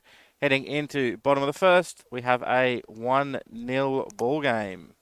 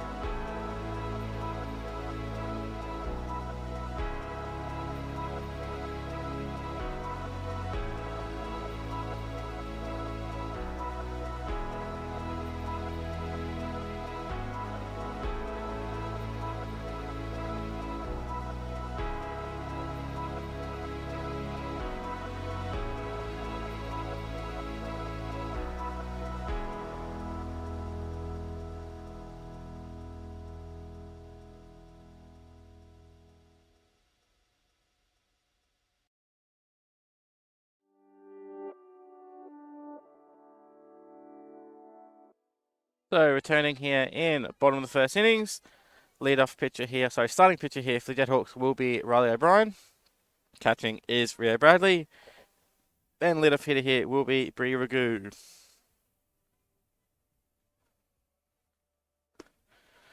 So first pitch is just outside there. So starting lineup here for the Jethawks. So as I said, Riley O'Brien is starting pitcher. Rio Bradley is catching. First base is Storm Law. Second base is Tiffany Morris. Third base is Sadie Nicholson with Alana Russell as the shortstop. Left field is Amy Schroeder. Centre field is Paris Basto. And right field is Margaret O'Hara with Alyssa Stone on the bench. Next pitch there is down low. Good eye there by Breeders leaving that one. Leader hitters here for the Yardbirds will be Brie Ragu, Emma Williams, and Amanda Torrington.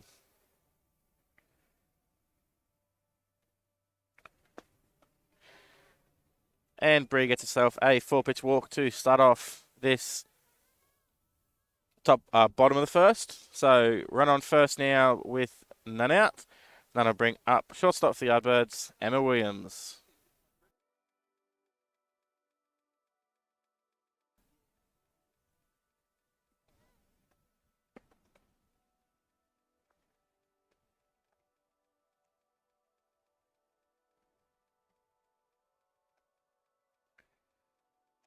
So first pitch just outside there from Riley. Looking at a ball to hit here. So Riley just struggling to locate pitch seeds. Needs to focus back in and get that ball near the strike zone.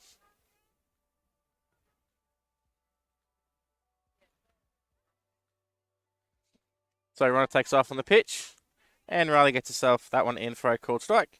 So good stolen base there by Brie Ragu. Puts the runner at second base.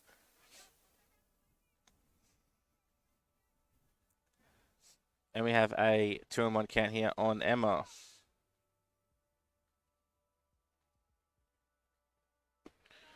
And another good curveball there from Riley. Will be in, and that will be a called strike. Moves us to 2-2 here on Emma. Got that runner in scoring position. Think Yardbirds can get that 1 run back. And swing and a miss there by Emma, and that'll be the first out on a strikeout from Riley. So 1 out, runner on second base. And that'll bring out my guest commentator from earlier. Up comes Toro. As I mentioned, you'll see Toro will be chatting here in the box. She likes to talk to the umpire and catcher while she's batting. She likes to call the pitches that are coming in as well. So we'll see if she can do that on this one. Get herself a ball to hit.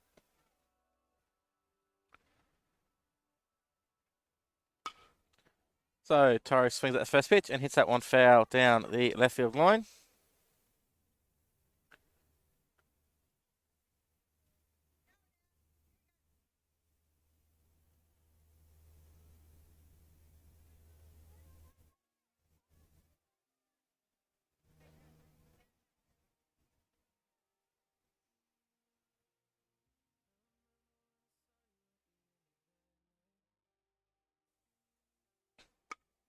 So Toro hits a line drive out to Tiffany at second, who gets over there and makes a nice play and throws the ball over to first and gets the out there on a 4-3. So that will allow Bree to move over to second. Sorry, move from second to third.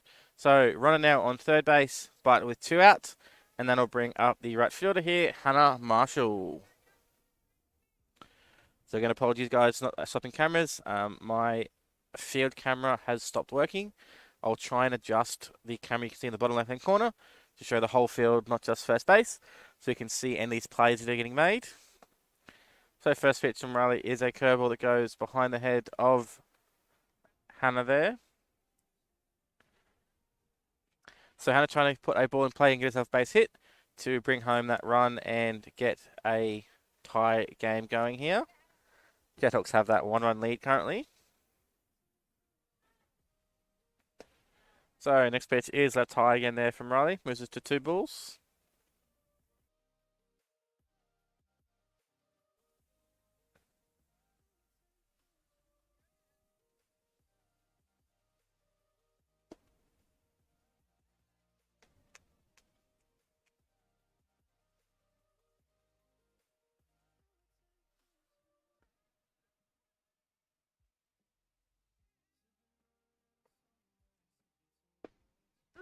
And curveball there from Riley manages to get in and catch that inside corner. Nice call there from umpire Birmingham. So we have a 3-1 count now on Hannah. See if she can get a ball in play, as I said, and get that run in. And that one is outside, and that'll be ball 4. Hannah gets herself a walk. So runners on the corners now. Hannah on first, Bree on third.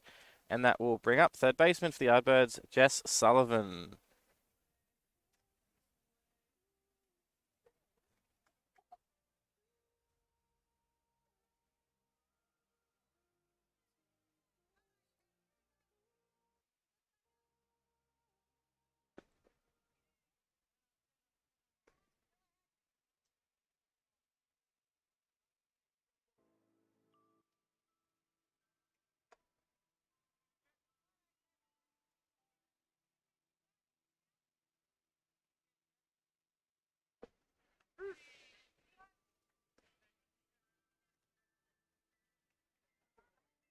So first pitch in there from Alex Jess is in for a called strike. So ball hit on the ground over to Sandy at third base, who comes up and gets a great throw across the diamond, and that'll be the third out of the inning. So Yardbirds get a runner on, but can't bring them around to score. We still have a 1-0 ball game to the Jethawks now, heading into top of the second inning.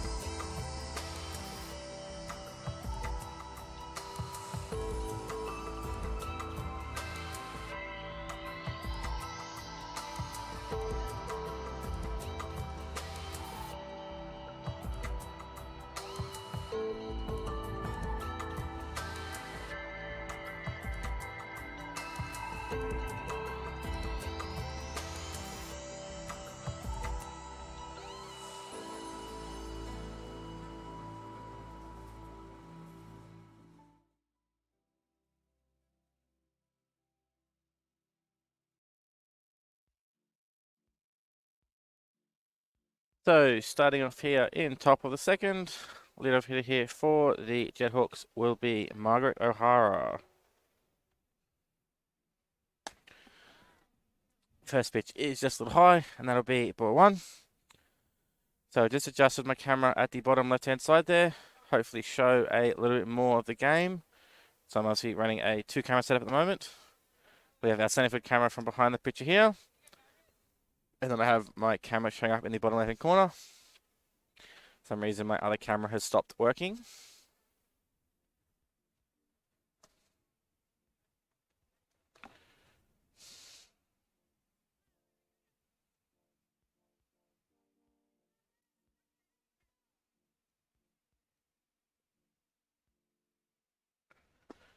And pitch F Maverick gets the inside corner for, I believe, the first strike of this at bat.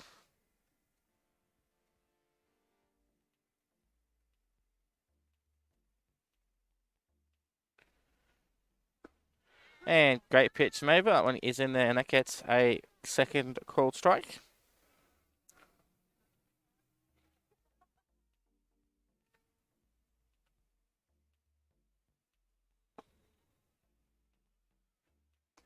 So Margaret gets a walk there. Must have been a 3-2 count. So runner on first base and none out. And that will bring up first baseman for the Jethawks in Storm Law.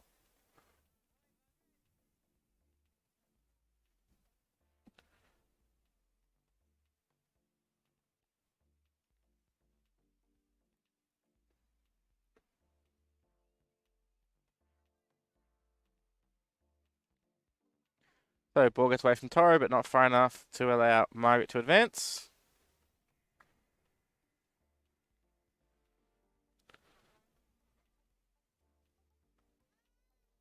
So runner goes in the pitch. That one will get through Toro. So Margaret will move herself up to second base. So run on second with none out. Ava just swapping balls here, make sure she's got a nice and dry one. A little bit of mist starting to form here, a bit of dew on the ground. Bit cooler here now at night. So run on second, none out. And I believe we have a 2-ball count here on Storm.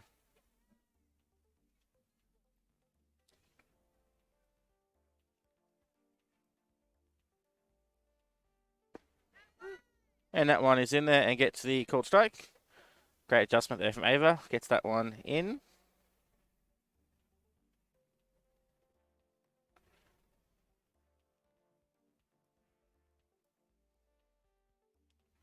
And pitch is down low. Gets away from Toro, who comes up and makes the throw. And gets the out at third base. So great job there by Toro. Keeps that ball nice and close. Partially knocks it down. Goes and gets it and throws a great strike over to third. And third baseman Jess Sullivan puts the tag on. And that will get rid of the base runner. So no runners on now. And we have a 3-1 count here on Storm.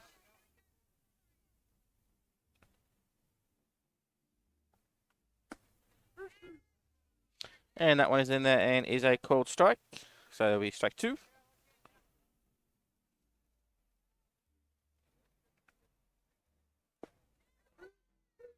And that one is in there and gets a called strike 3. Gets the strikeout there from Burmo. So that'll be the second out now. And that will bring up second baseman Tiffany Morris.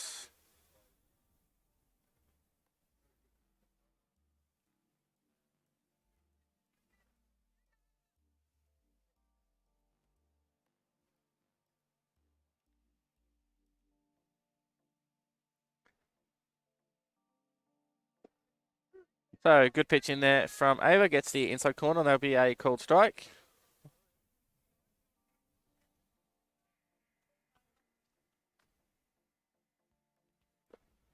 And just missing line outside for that one will be ball 1. Good job by Toro keeping that one in front, even though there's no runners on.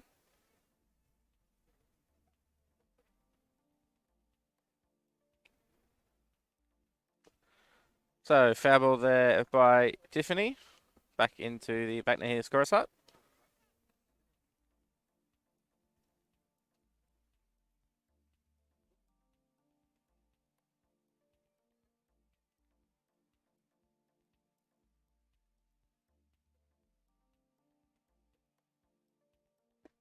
And a swing and miss, and that'll be a strikeout.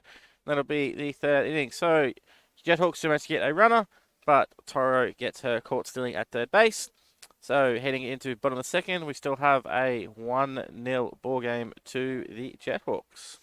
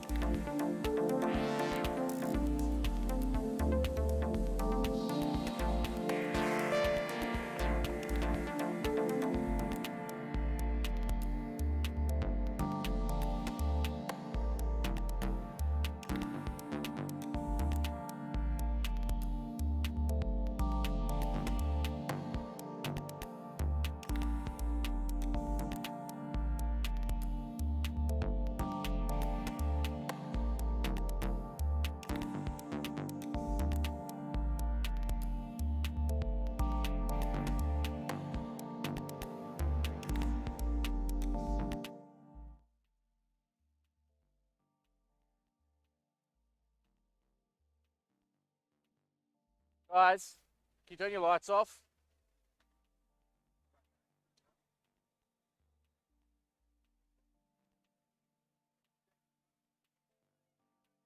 They return off. They're going, Mick. So it's had a bit of a headlight drama in the background. So leading off here in bottom second will be Ashley Van Staden.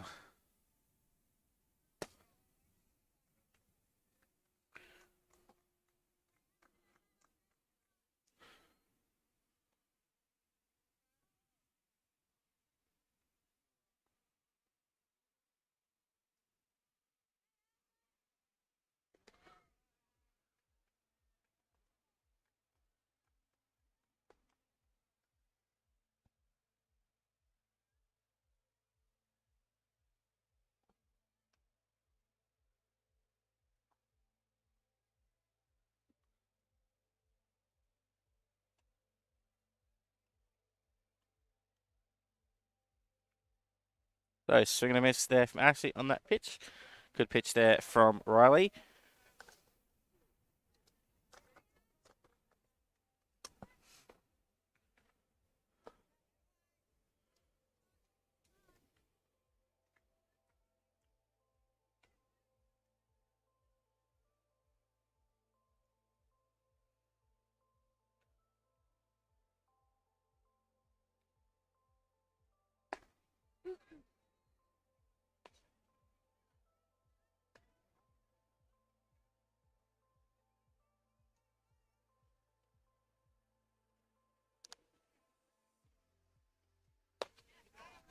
So Ashley draws a walk there on a full count. So run on first and then and that'll bring up the pitcher for the Yardbirds in Ava Dixon.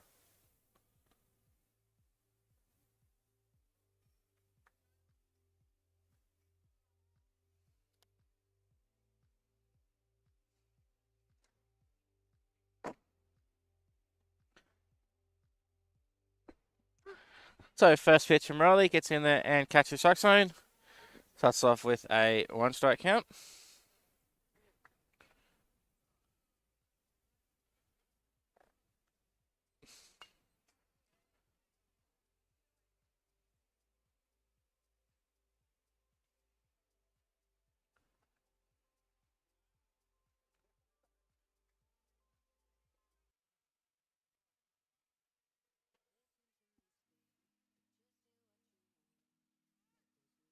So runner goes in that one, big to the high pitch, and throw is just in time, but just gets under. So Ash gets herself a stolen base, advances over to second. So run on second now, and a 1-2 count here.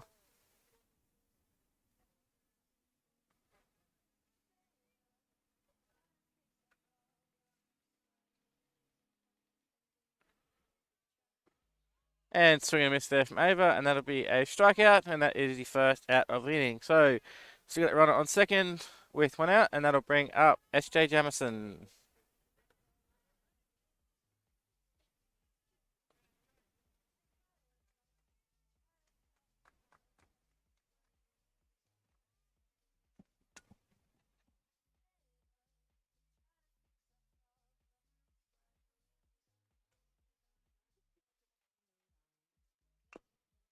So Serswing's at the first pitch. Hits a slow ground ball to the pitcher on the third base side of the diamond, and the throw just gets over Storm at first base, and that'll allow Ashley to come in and score from second. Sorry, so she moves to third on the hit, and then scores on the overthrow, and SJ advances over to second. So runner on second now, again with one out, and that will bring up the 9-hole hitter here for the Yardbirds in Maggie McKenzie.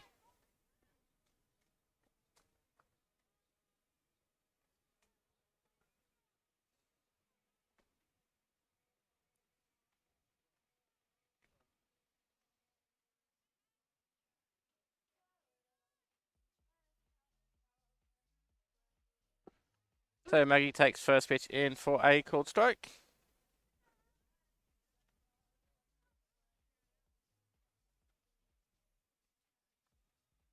And that one is curveball overhead. Ducks out of the way, moves us to the 1-1 count.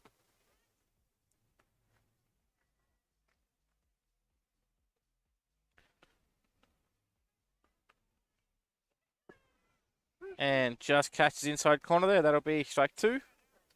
Good pitch there from Riley. So 1 ball, 2 strikes.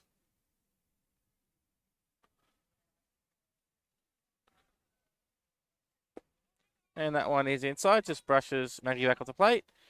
Moves us to 2-2.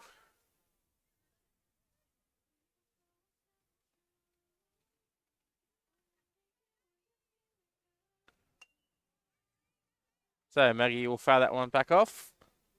I think that one lets over the car again, so we still keep us at that 2-2 count.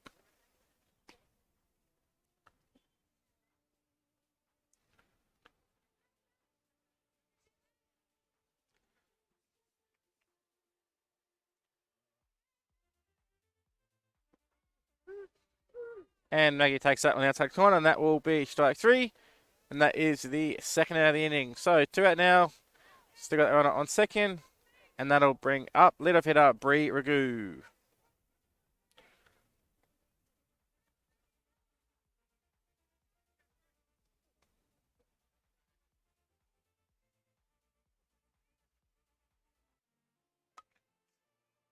Bree swings at the first pitch, and we'll foul that one off the back net.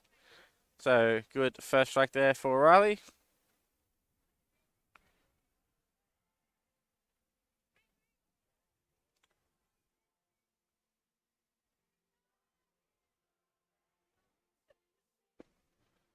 And just missing inside corner there. Moves to 1-1.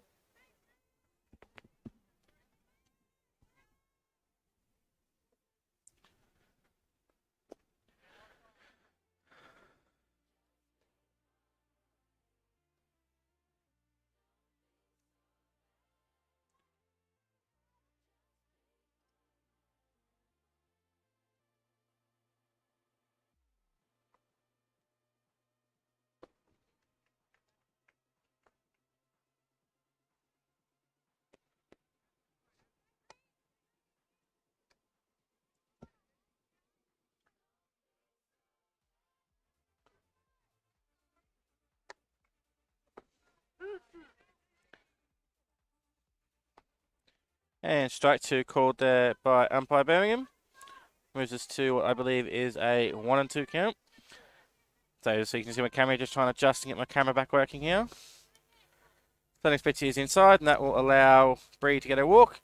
So give us runners on first and second with two out, and that'll bring up Emma Williams. So re-entry rule happening here for the Jethawks. So out comes Alana Russell, and Alyssa Stone comes in to play second base.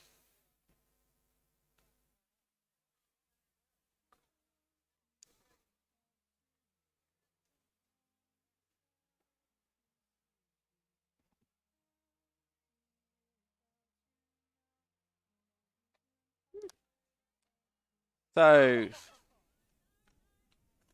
SJ will steal third.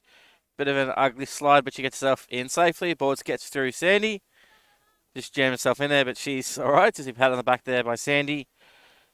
SJ is all good. So runners on second and third now. And we have a one strike count here on the hitter in Emma Williams.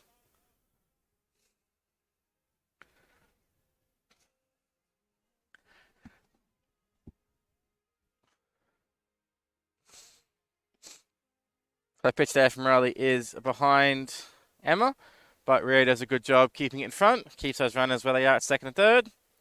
So 1-1 count here now.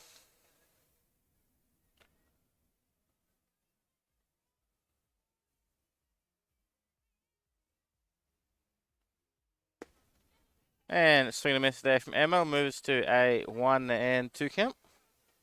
Good pitching there from Riley. Getting that pitch in the outside corner. Got the swing and a miss from Emma.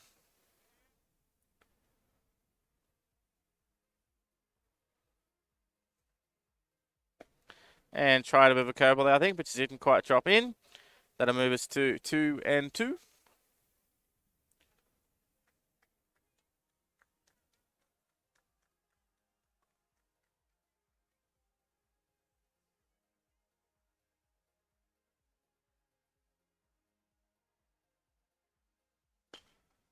And ball is hit in the air, and that one is caught in front of first base there. Running catch made by Storm Moore, and that'll be the third inning. So Yardbirds managed to score one run, but strand a base runner. So heading into top of the third, we have a 1-all ball game.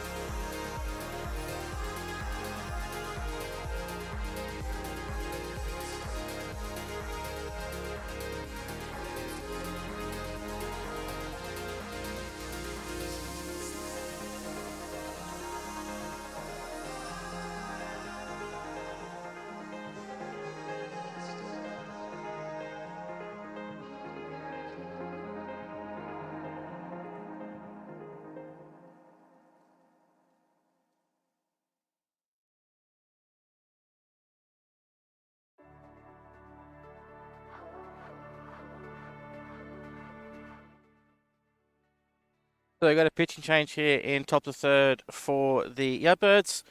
Moving from third base to pitcher will be Jess Sullivan, and moving from pitcher to third base will be Ava Dixon. So a straight 1-5 swap here.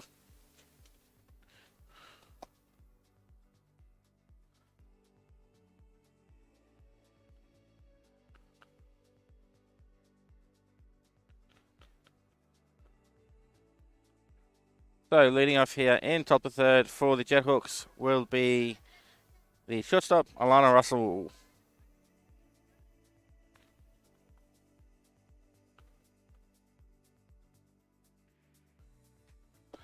So first pitch from Jess is a curveball. That one gets in and will be a called strike. Great pitch to start the at-bat on.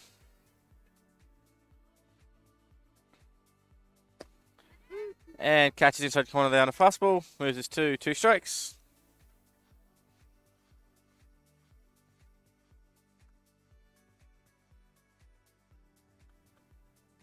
And gets a swing and a miss there from Alana. Tara comes up and throws to first, and that is a strikeout 2-3 for the first 8 innings. Quick 3 pitches for 1 out there. Nice strikeout for Jess. So 1 out now, and that will bring up our leadoff hitter for the Jethawks in Paris Basto. Came in to score the only run of the game so far for the Jethawks. Tries the off-speed pitch again, first pitch, but this one is just left inside, and that'll be ball 1.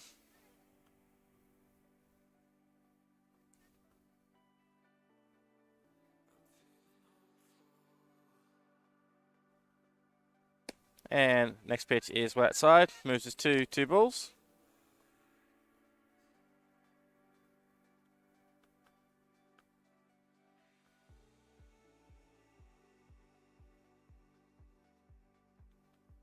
And that one is down low, just can't quite be picked there by Toro. Moves us to a 3-0 count here on Paris.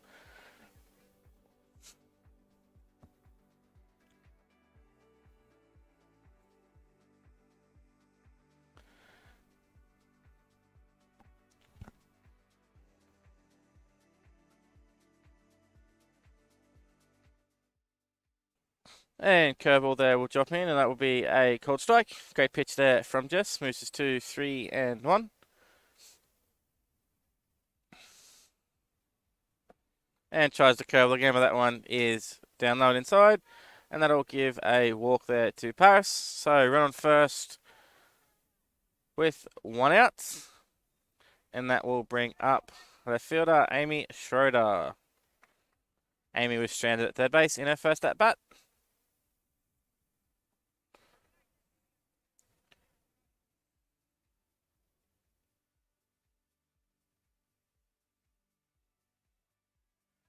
So pick up attempt there by Jess. But runner gets in nice and safely.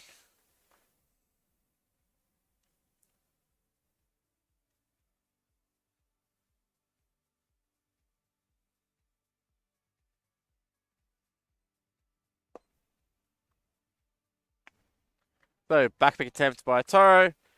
But runner gets back in safely. Pitch was down low and in the dirt. So we have a 1-ball count here on Amy. Good throw there by Toro, keeping that runner nice and close.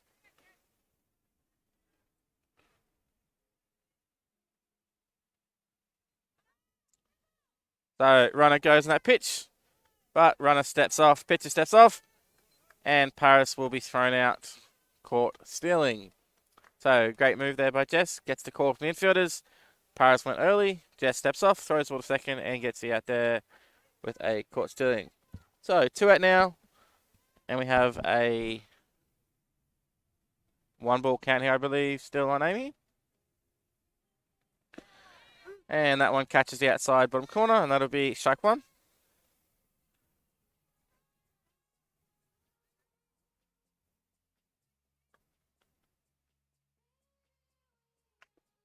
And that one will catch Amy on the elbow guard. By squares, doesn't hurt. So runner will be on first base now. And that will bring up the starting pitcher for the Jethawks in Riley O'Brien.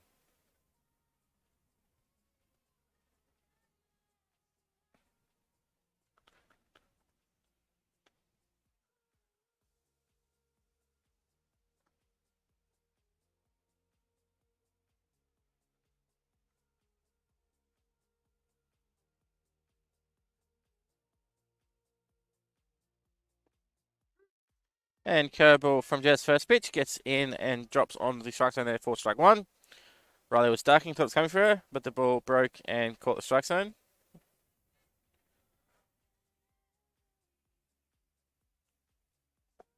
And try the same pitch again, but this one just misses the inside. That'll be ball one. Remember, as Toro was saying earlier, making sure everything is always good start and at bat with a strike. So, ball is hit down the left field line by Riley. But that one will land foul, just outside the line. So you can just see on the main shot there, Toro is just putting her signs off her chest plate. A little bit of shadows going between her legs, making sure that the pitcher knows and sees the correct pitch. Toro just putting her sign to the pitcher up on her chest plate. It does mean the opposition can see them a bit better, but it also means the pitcher can see what she wants her to throw.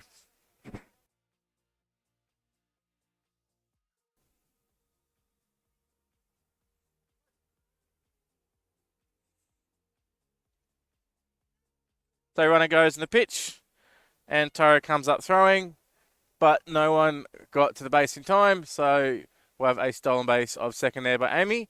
Great throw by Toro, but just middle infielders weren't quite quick enough getting to the base.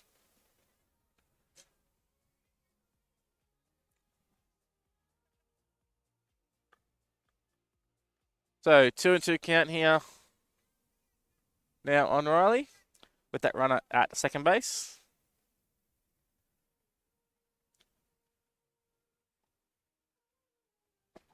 And swing and miss there from Riley, and that'll be a strikeout, which ends this top of the third. So Yardbirds get the runner. So Jethers get the runner, but can't bring them round to score. We still have a 1-1 ball game heading into bottom of the thirds. Never meant to drop your heart onto the floor.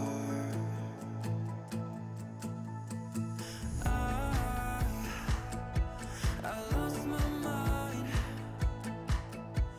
The words came rushing out in the blink of an eye. And I regret the things I said. I never meant to leave your head in a mess. Let go of your hurts and fears. I hope one day your demons disappear. You give me a life worth living, but I can feel your love every second. I can feel it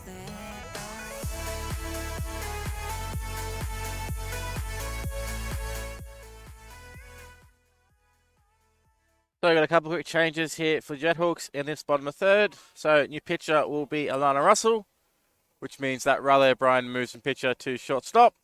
And then we have a position change as well. So Alyssa Stone comes in off the bench and will move out to right field in place of Margaret O'Hara.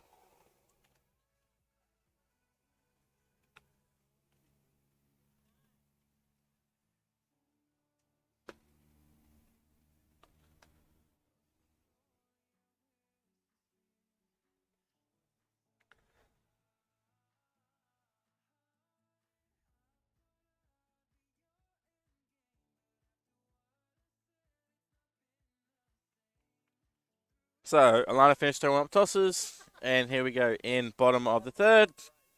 Leadoff hitter here for the Yardbirds will be Amanda Torrington.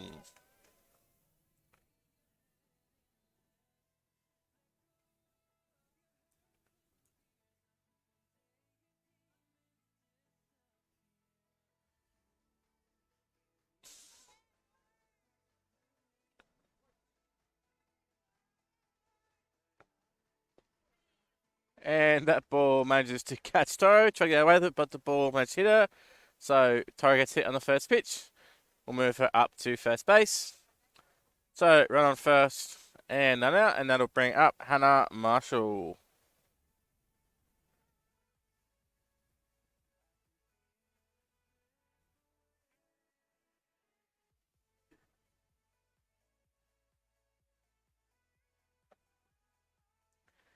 And it takes first pitch and inside, and that'll be ball one.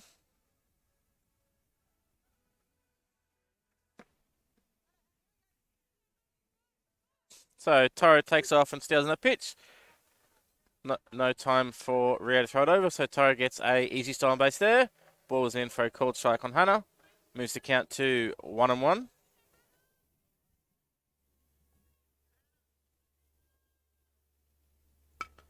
And Hannah hits the ball over the head of third base, and that will allow Toro to advance over to third.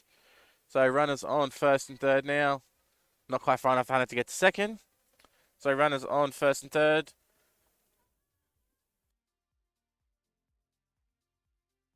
First and third with none out, and that'll bring up Jess Sullivan.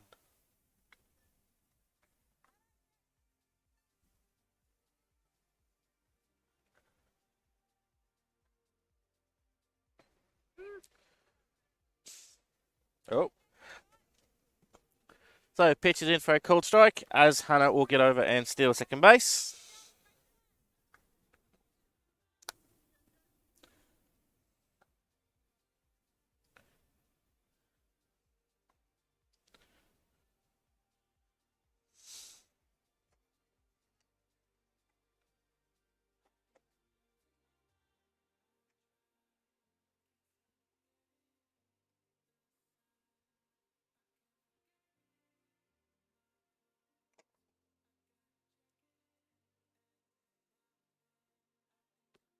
So 2-1 count here on Jess with runners on second and third base. See if you can get a ball to hit and score a couple of runs here. And that pitch is down low. Move us to a 3-1 count.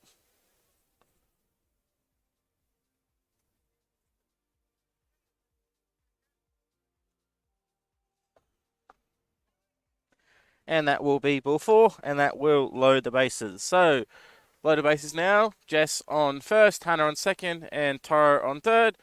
And that'll bring up, actually, Van Staden.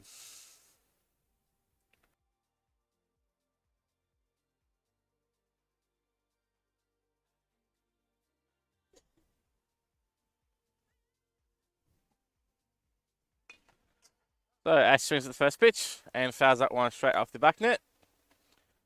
So, 1 strike for the at-bat here.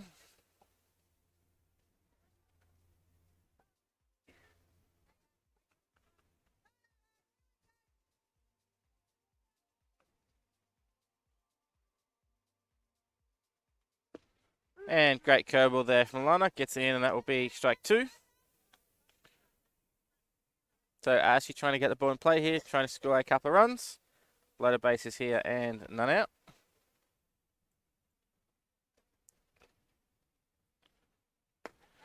And pitch there from Lana is up high. Will be the first ball.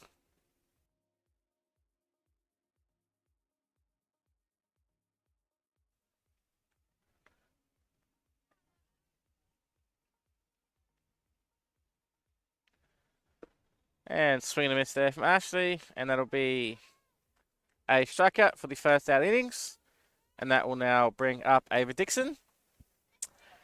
Yes, it is Mr. Etzelaw. It is a very close game here. Obviously, loaded bases, 1 out here with a 1-all ball game.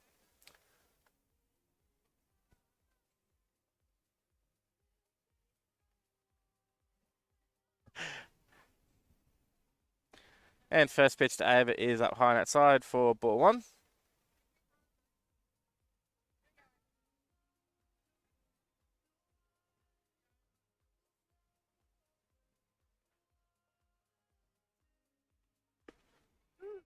And next pitch will drop in there. Great pitch from Lana, and that'll be a called strike. So 1-1.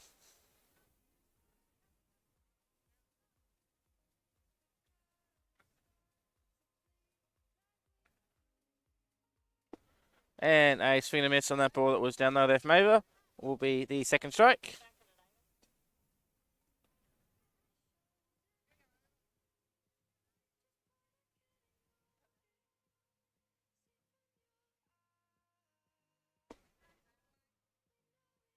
And next pitch there will just miss. Moves us to a 1-2 count. So corners playing in here. Grab ball hits them will be coming through home plate. And pitch is along that side. Moves to a 2-2 count.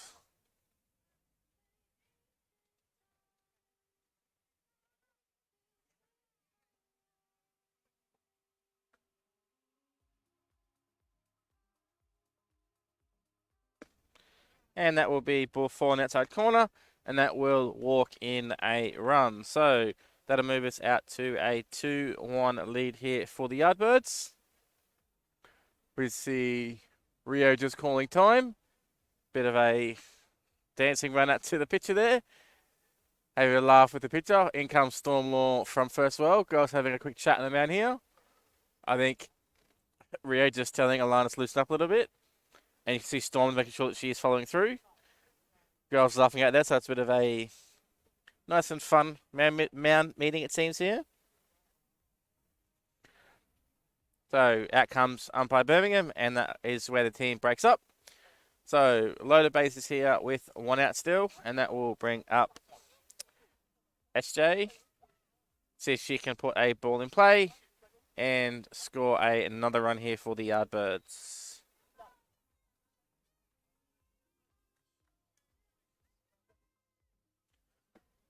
So first pitch is outside corner. That'll be ball 1.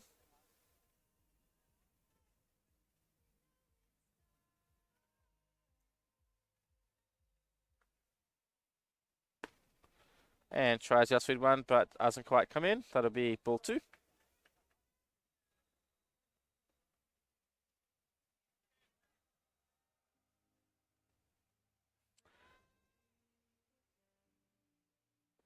And that one is down in front. Good block there by Rio. Keeps in front. Doesn't allow Hannah to come in and score from third base. But we have a 3-ball count here on SJ. So this game started about 10 minutes late. For anybody joining in slightly too late here, we had a bit of problem with the scorers getting set up. So this game started about 10 minutes late tonight. So expect this game to finish just before 10 o'clock. And that pitch is up high, and that will be ball 4. And that will walk in another run here for the Yardbirds. So with 1 out and loaded bases still, that'll bring up the 7th hitter for this innings in Maggie McKenzie.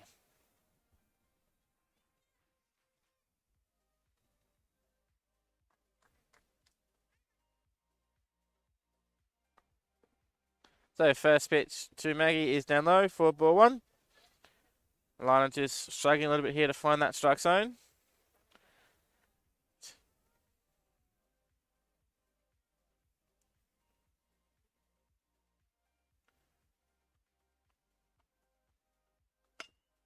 And ball hit in the air out to left field. And the ball goes over the head of Amy Schroeder, and that will allow 1 run to come in and score. So Jess comes in to score on that play. So we have a probably run-scoring single there for Maggie. And that is the 7th hit of the innings. So the Yardbirds will get themselves another run. So they will score 4 runs in this bottom of the 3rd. To take a 5-1 lead now as we head into top of the 4th inning. I'll take a quick break. Be back for top of the 4th in about a minute's time.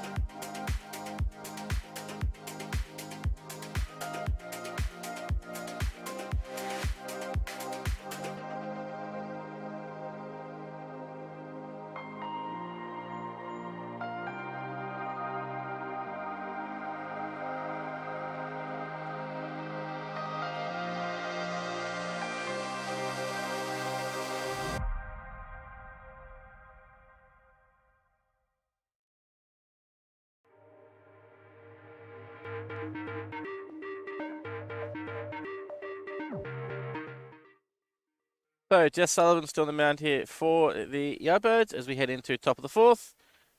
Finished out one of tosses, and leading off here for the Jethawks will be Sandy Nicholson.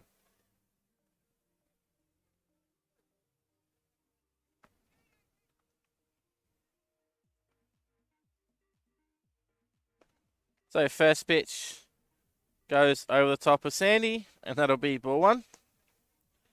Curveballs didn't quite drop in enough.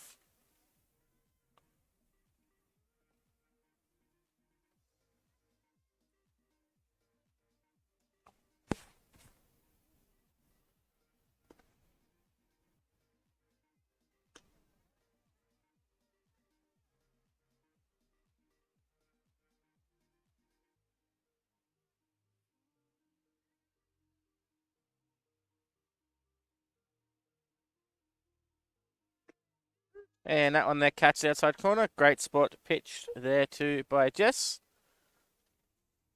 This story just cleaning up to plate the umpire as well.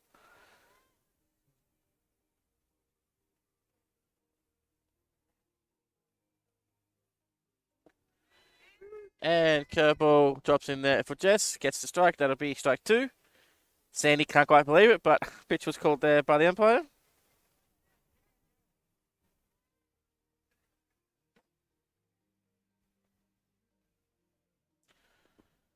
And that ball is low outside. And that'll move us to a 3-2 count.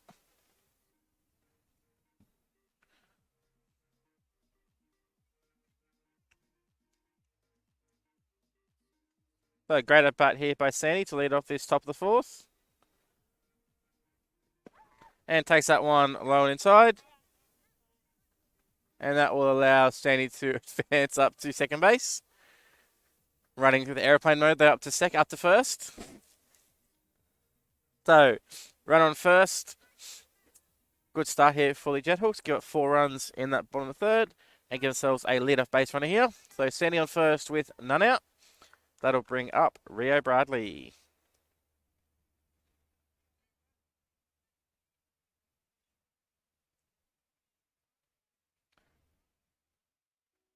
So Jess just steps off for a pickoff. And then Sandy wasn't back to the base, so Jess threw it over, made Sandy go all the way back.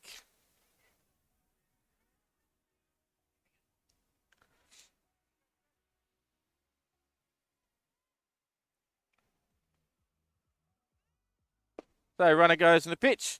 It's in for a called strike.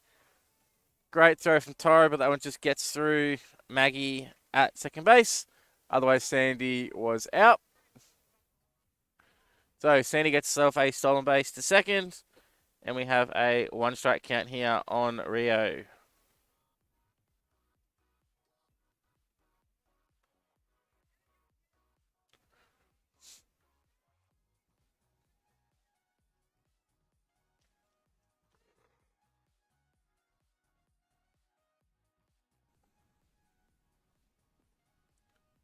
And ball in the dirt, but Toro does a good job blocking it. Comes up, faking a throw, big grin in the face there. Trying to get the ball and throw Sandy out. So back pick attempt there by Jess. And play made by Maggie. And umpire Carla calls the runner out at second base. So good play there by Jess. Picks off Sandy at second base. That is the first out of the inning. So 1 out now with no runners on. And we have a 1-1 count here on Rio.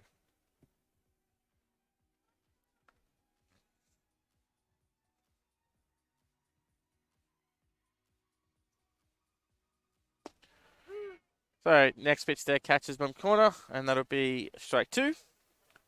Good pitch there by Jess.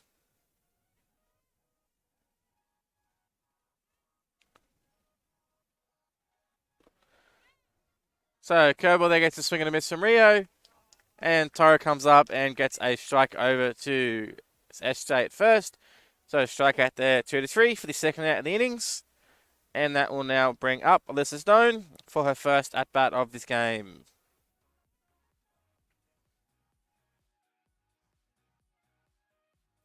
So Jess done a good job since she come into pitch here.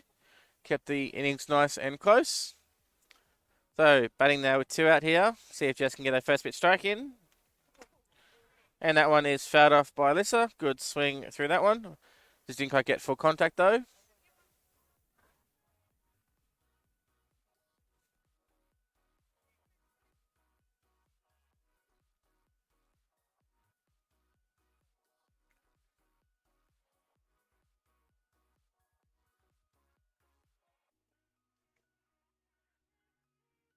And swing on that pitch, which was a curveball down the dirt. Great pitch there by Jess. That'll be strike 2. That one just confusing Alyssa. So 2 strikes here in this 2-out at bat.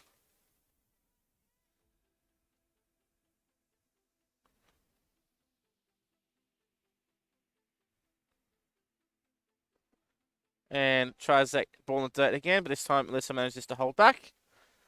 So moves to 1 ball and 2 strikes.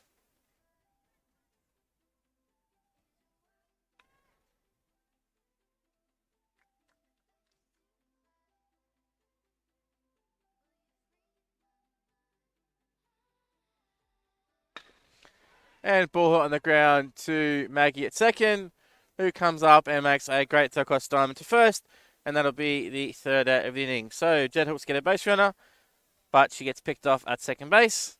And heading that into bottom of the 4th, we still have that 4-run lead for the Yardbirds.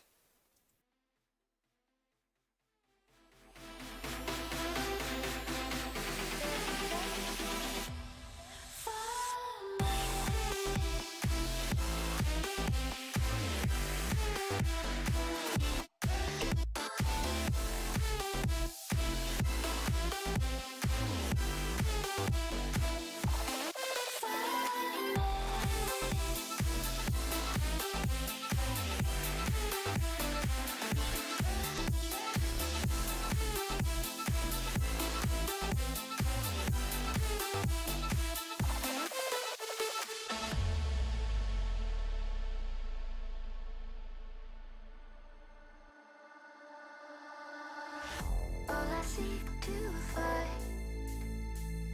is a world that's mine. Need a place to hide. Will you free my mind?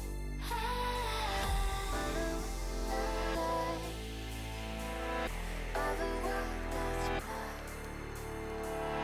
In your eyes I see there's a place for me.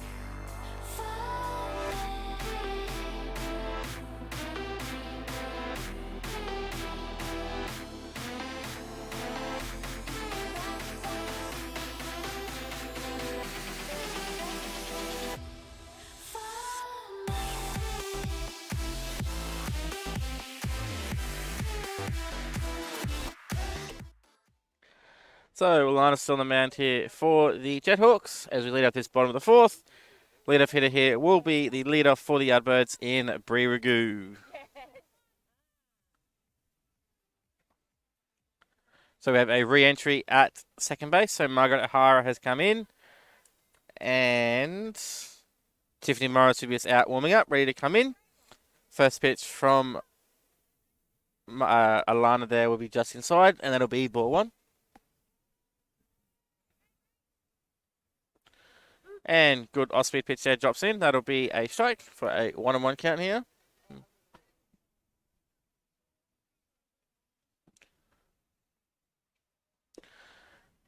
And again, just try that one again, but just missed the inside corner on that one. So it moves to 2 balls and 1 strike.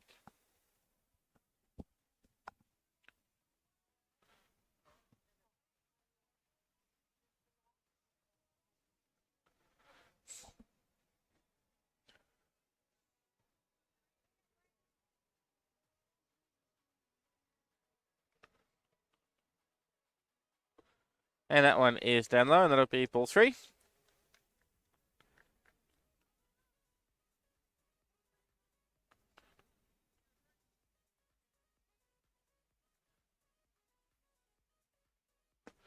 And that pitch to that side, that'll be ball 4. And that will give us a lead-off base runner here. So Bree gets herself a walk up to first base. And with a runner on first now, we'll bring up Emma Williams. batting here with none out.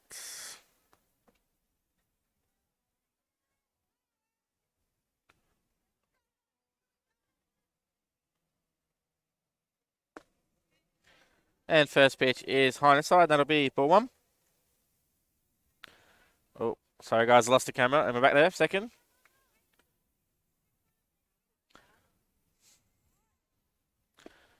So ball is called a strike with runner stealing, and that one will get through at second base, but doesn't get far enough to allow Bree to advance past second.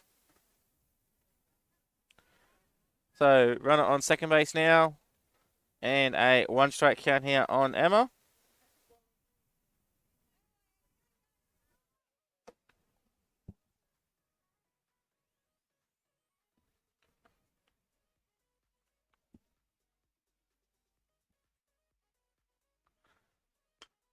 So ball hit in the air out to left field.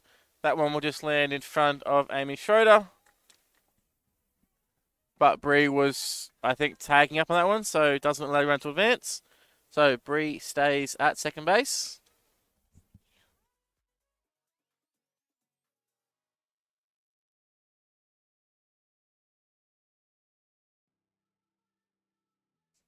So ball just lands in front of Amy at the end right field, lower left field, but not far enough for the runner to advance to second. So runners on first and second with none out now, and that will bring up Toro.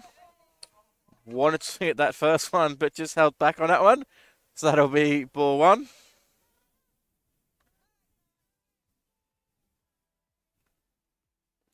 That one is down low, and that'll be ball 2.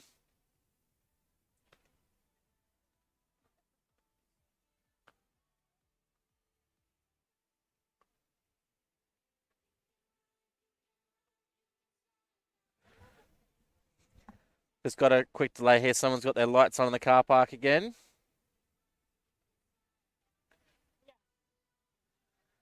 Another Tesla in the car park, so just going to wait for them to turn the lights off.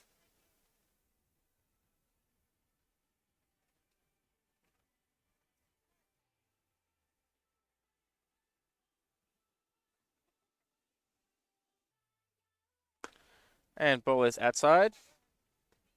So if you're the basketballers coming in and parking the car park here, but yeah, just leaving their lights on. Just some short delays there.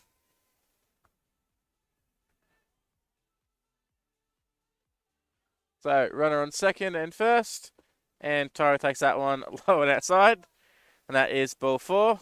You can see she was wanting to swing at it, but just didn't quite get herself a pitch to hit. So that will load the bases. So we have Toro on first, Emma on second, and Bree on third. And that will be a mound visit here for Coach David Hopkins as Hannah Marshall comes up to bat. That will probably be the end here for Alana. So Hoppy will grab the ball off her, and a re-entry will come back in the game. So Tiffany Morris comes back on, and she will come in to pitcher, and then Alana will move over to second base. So 1-4, 4-1 is a change. New pitcher here is Tiffany Morris.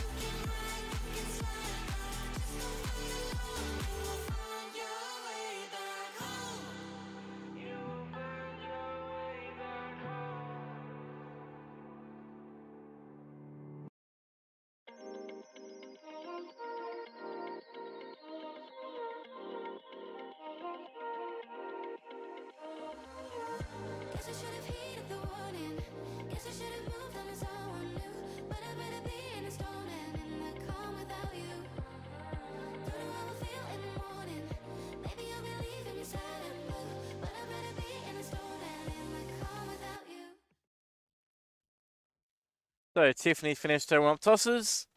So we have none out here. And we have obviously Toro on first, Emma on second, and Bree on third. And Hannah Marshall up to bats. So Tiffany Morris now on the mound. And first pitch from her comes in. And Hannah will foul that one straight back and off the back net here.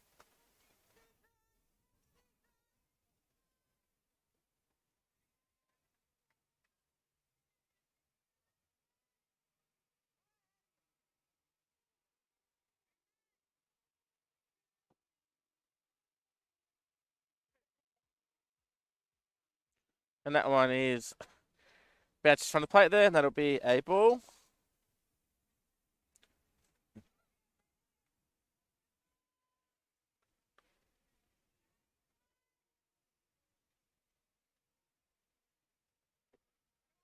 And just falling out there, that'll be ball 2. Good pitch, but yeah, just didn't get the swing and a miss. Didn't get a swing, sorry, from Hannah, and just fell out of the strike zone there as we got across the plate.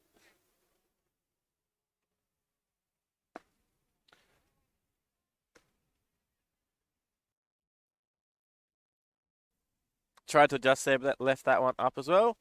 So we have a 3-1 count here on Hannah. The base is loaded, so nowhere to put this runner if we get the walk. And that'll be ball 4. And that'll give us another run here for the Yardbirds, pushing that to a 6-1 lead. So we now have Hannah on first, Toro on second, and Emma on third. And that brings up Jess Sullivan.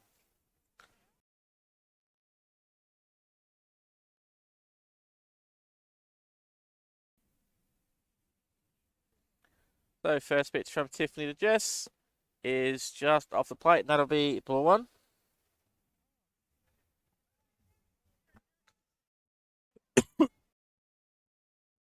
Sorry guys, thought I muted myself for the cough there. So ball hit in the air. Infield fly called by umpire Carla Pinder. But the catch made out at shortstop by Rod O'Brien anyway. And that'll be the first out of the inning. So 1 out now, still got loaded bases. And that'll bring up actually Van Staden.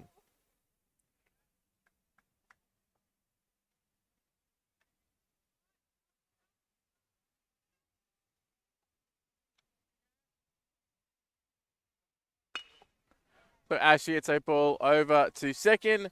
That one will just bounce over the glove of Alana. 1 run comes in, and then just a bit of a misfield out there in right field will allow a second run to come in. So Yardbirds put another 2 runs on. So Hannah goes from first to third, and Ashley stays at first base.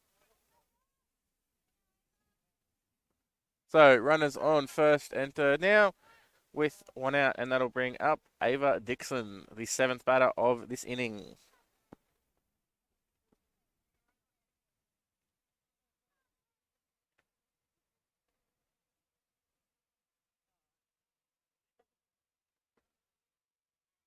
And first pitch to Ava is just down low for a ball, as Ashley steals second base on that pitch.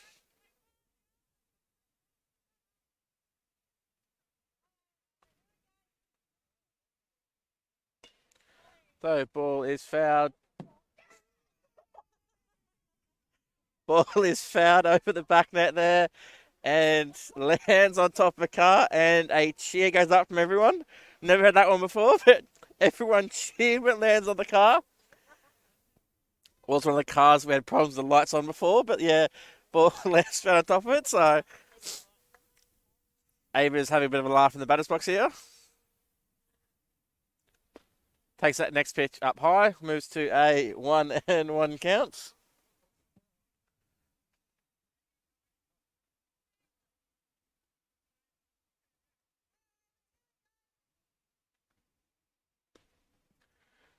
Next pitch is down low, and that'll be ball 2. So Yardbirds just sort of pushing out this game here. They have a 7-run lead. This might be the last innings of the game. Only got a couple minutes left here.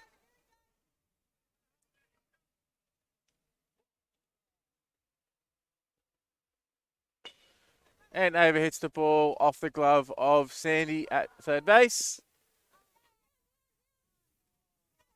And it will get away. Throw comes home from Riley as Ashley rounded third and came in to score. So 2 runs will score on the play, and Abe will end up at second base. And obviously that is the end, so we get an extra run there. So we have an 11-1 game. As we head now into top of the 5th, we might be at the end of the game. We'll see how the umpires call here. We have a couple minutes left.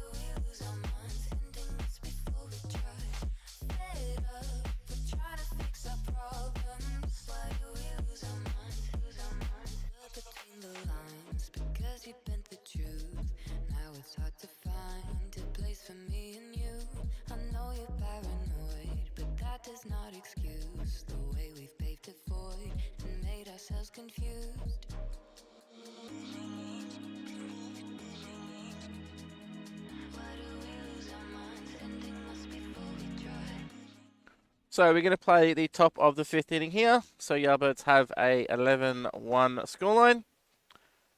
Leading off here for the Jethawks, start the innings, will be Storm Law. We still have Jess Sullivan on the mound here. See Toro just rushing here, making sure we're getting this innings in. Having a bit of a laugh while doing it. You see her cleaning off the plate as well. Having a bit of fun. It's at the end of the game here.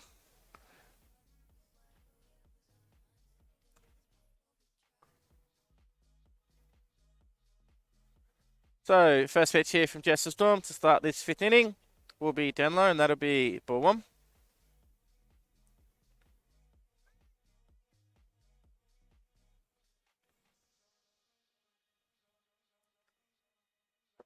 And that one will be down the middle, and that is a called strike. Good pitch to get in there. So 1-1 count. And swing and miss there from Storm will be strike 2. Great location there from Jess, just outside. Gets the swing and a miss.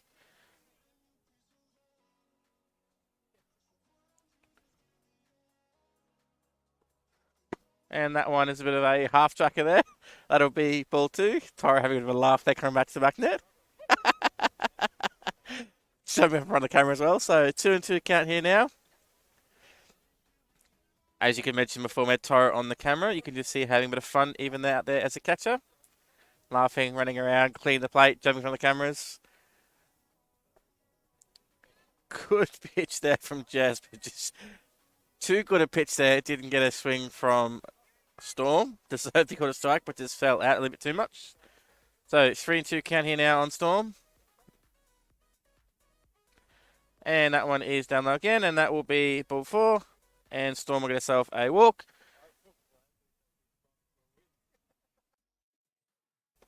So runner on first in Storm, and that will bring up the new pitcher for the Jethawks in Tiffany Morris.